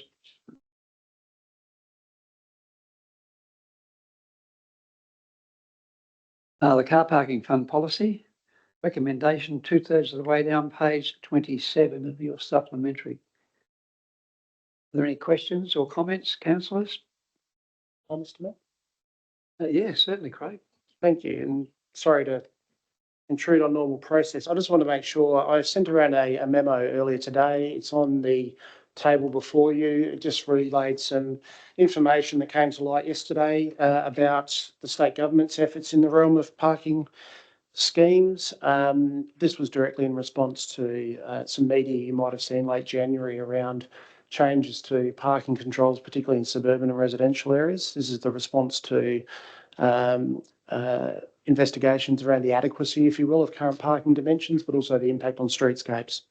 So whilst the media and the initial reporting suggested very much focused on residential, the quick review of the material that's come out yesterday indicates that it can be extended. It's important for council to be mindful of that in respect of what we're looking to do with changes to the Kapunda Fund. I only raise that in the sense that there's some elements in here that talk about changes where the minister could have the power to subsume funds that exist into the state scheme at some point in the future if the draft is progressed as it's been put forward. A couple of technicalities around that we can look at in terms of putting in a submission, but this is something for council to certainly be aware of as a recent change that is affecting this particular space. Thank you, Mr. Mayor. Thank you, Craig, for that clarification. Comments, councillors? Councillor Collin? Could I just ask Craig a question? From reading this is more for, if you drive down Heathslip Road, they did all that new development there and they made these skinny little roads and they were going to make it so people didn't have on-street parking or didn't have parking. And now 10 years down the track, it's turned out to be an absolute failure because people had 3 kids and now they've got teenage kids in a car. Is that they're chasing more of that than what they're trying to do here? Is that, Through the chair, that's, I think, part of it. Certainly the on-street impact is a factor. The adequacy of the size of garaging is the other one that's been raised in terms of, you might have seen in terms of the current top 10 vehicles, you're getting larger and larger SUVs and utes, and the traditional requirement isn't really sufficient anymore. So there's new arrangements in and around that, plus the on-street, plus, as I say, it might extend to other activities, be it commercial, retail, etc., if the minister so desires going in that direction in the future. Thank you, Craig. Thank you, Councillor Collin. Further questions, councillors? If not, I'll put the recommendation about 2/3 of the way down page 27. Oh, have we got a mover and second? Sorry, Councillor Collin move. We have a second to this motion. Councillor Ellison. All those in favour? Those against? That's carried. Thanks, councillors. Great to see the car parking fund moving on. Questions on notice? We have nil at this stage. Questions without notice. Councillor Ellie? Thanks, Mabel. So I had 2 questions and I think they're both for Craig. One is just looking for an update on Edward Peppermint Drive. It's all been dug up in Gawlerbilk for various reasons. And I've had several homeowners asking questions on when that might be fixed because it's all, undulating and quite bad. So I have spoken to Craig on that one. Yeah, if through the chair, thank you, Councillor Ellison. The latest I have is that another pipe has been put along the southern side of Edward Road. So I'm aware that discussions are being had between our development engineers and one of the developers in SA Water in relation to reinstatement. In terms of the second part of your question, though, about timing, I might have to take that on notice if you don't mind, because I think those discussions are continuing. And my second question for Craig is in relation to the water dam from St Ives, which is full. And having a little bit of a look round St Ives, there seems to be water running from somewhere. So I've had a discussion with Craig on that. He's going to investigate that. The other 2 dams on Forts Road are bone dry. And I can't work out where the water running in St Ives is coming from. And it is running. I think Councillor Simons had a look at that too at a different time. Sorry? No, well, I don't know where it's coming from. I've managed to find the point under the road where it's coming out, which I've given photos to Craig to follow up, but I don't know where further up it's coming from because, it stops there. And so if we could just investigate that, because it shouldn't be that full and it's overflowing still, you know about it. It's from the Oval, is it? Oh, maybe you can tell me more.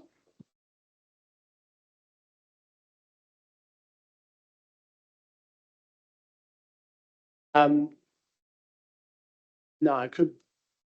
Yeah. So through the chair, I was on site late last week and had a look, and I only saw from the Torts Road side, but did notice that the dam certainly had water. My best guesstimate, and I'll call it a guesstimate, was about half full. So it sounds like I might have increased a bit from your reports. Yeah, I appreciate those. I'll have a look at it. In terms of irrigation from the oval, one potential source there, and associated with the establishment there of that particular asset. You mentioned that might be coming from further up as well, so we'll have to look at both, I think.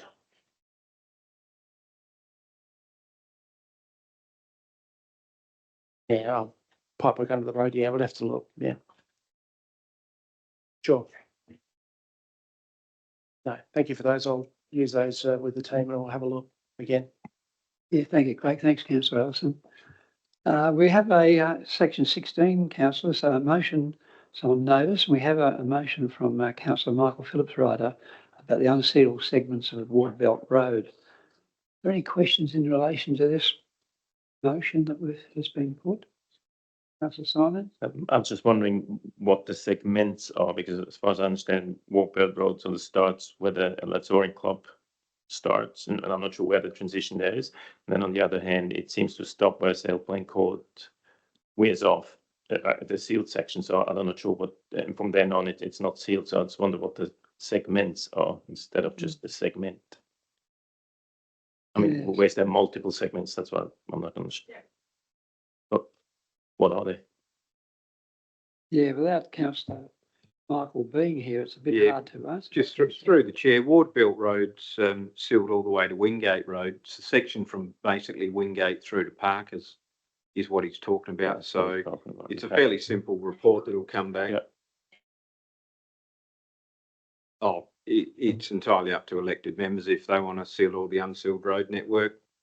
We'll bring a report back and tell you it's $500,000 a kilometre and you'll work it I'll out. be happy.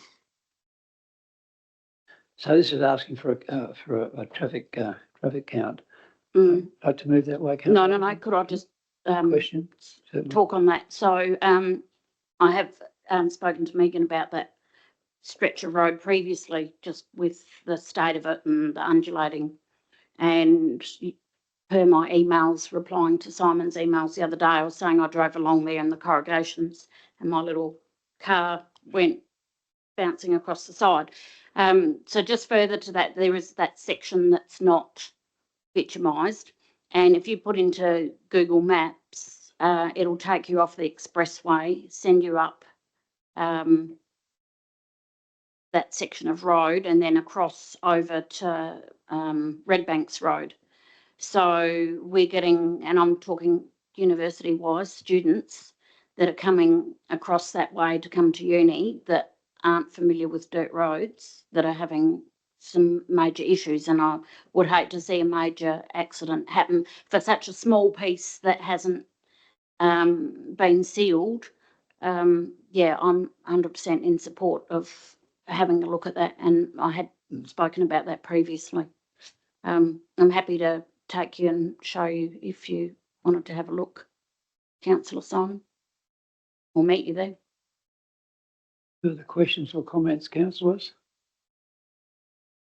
I'm happy to move it. Yeah, thanks, Councillor Collins. Someone like to second that, Councillor Ellison. Just one point, anything you'd like to add, Richard, to this? Just a report. Okay, got a mover and a seconder. Further questions, councillors? If not, I'll put the recommendation. All those in favour? Those against? That's carried. Thanks, councillors.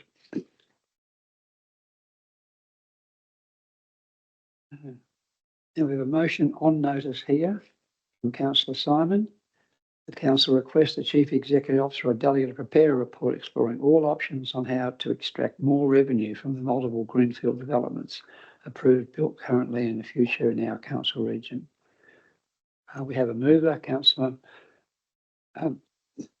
Simon, and do we have a seconder? Councillor Ellison. Would you like to comment on this, Councillor Simon? Well, I think the little discussion says everything that I'd like to achieve, and I think that's all that needs to be said. Thanks.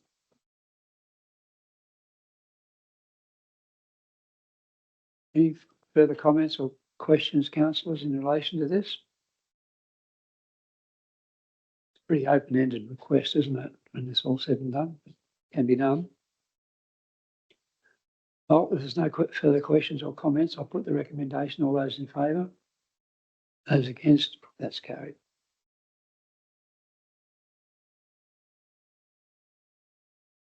We have no notice and motions without notice. Oh, pardon, we do indeed. Councillor Dean. Thank you, Mayor Bill. The motion without notice relates to Parbs Road. I don't know whether all councillors got an email about Parbs Road. Ward council's got one. And this is an issue that there has been a presentation by the people on Parbs Road some time ago. It's been an ongoing issue for many years. The problem is that Parbs Road has a class 4 section in the middle of it somewhere. And it is a road which has it is an obvious through road that saves heaps of distance for a lot of people, I understand. And the argument in the letter is that the traffic on this road has increased considerably. And this motion is on the screen, which is basically asking for a report that actually, and this relates back to what Councillor Colin made earlier about upgrading classifications, and this is an example where I think there's the evidence might suggest that it's a good one to upgrade, but we don't know that until we do the actual investigation and have a report. So that's all this motion is asking us to do. I'll move it. Thanks, Councillor Dean. It's fairly straightforward. Do we have a seconder? Thanks, Councillor Fabio. Any questions or comments, councillors? If not, I'll put the recommendation. All those in favour? Those against? That's carried. Thanks very much, Councillor Dean. We move now into our confidential items, councillors, that under the provisions, section 90, 2 and 3, the act we move into confidential session. Would someone like to move that way? Councillor Fabio. Someone like to second that? Councillor Allison. All those in favour? Those against? That's carried.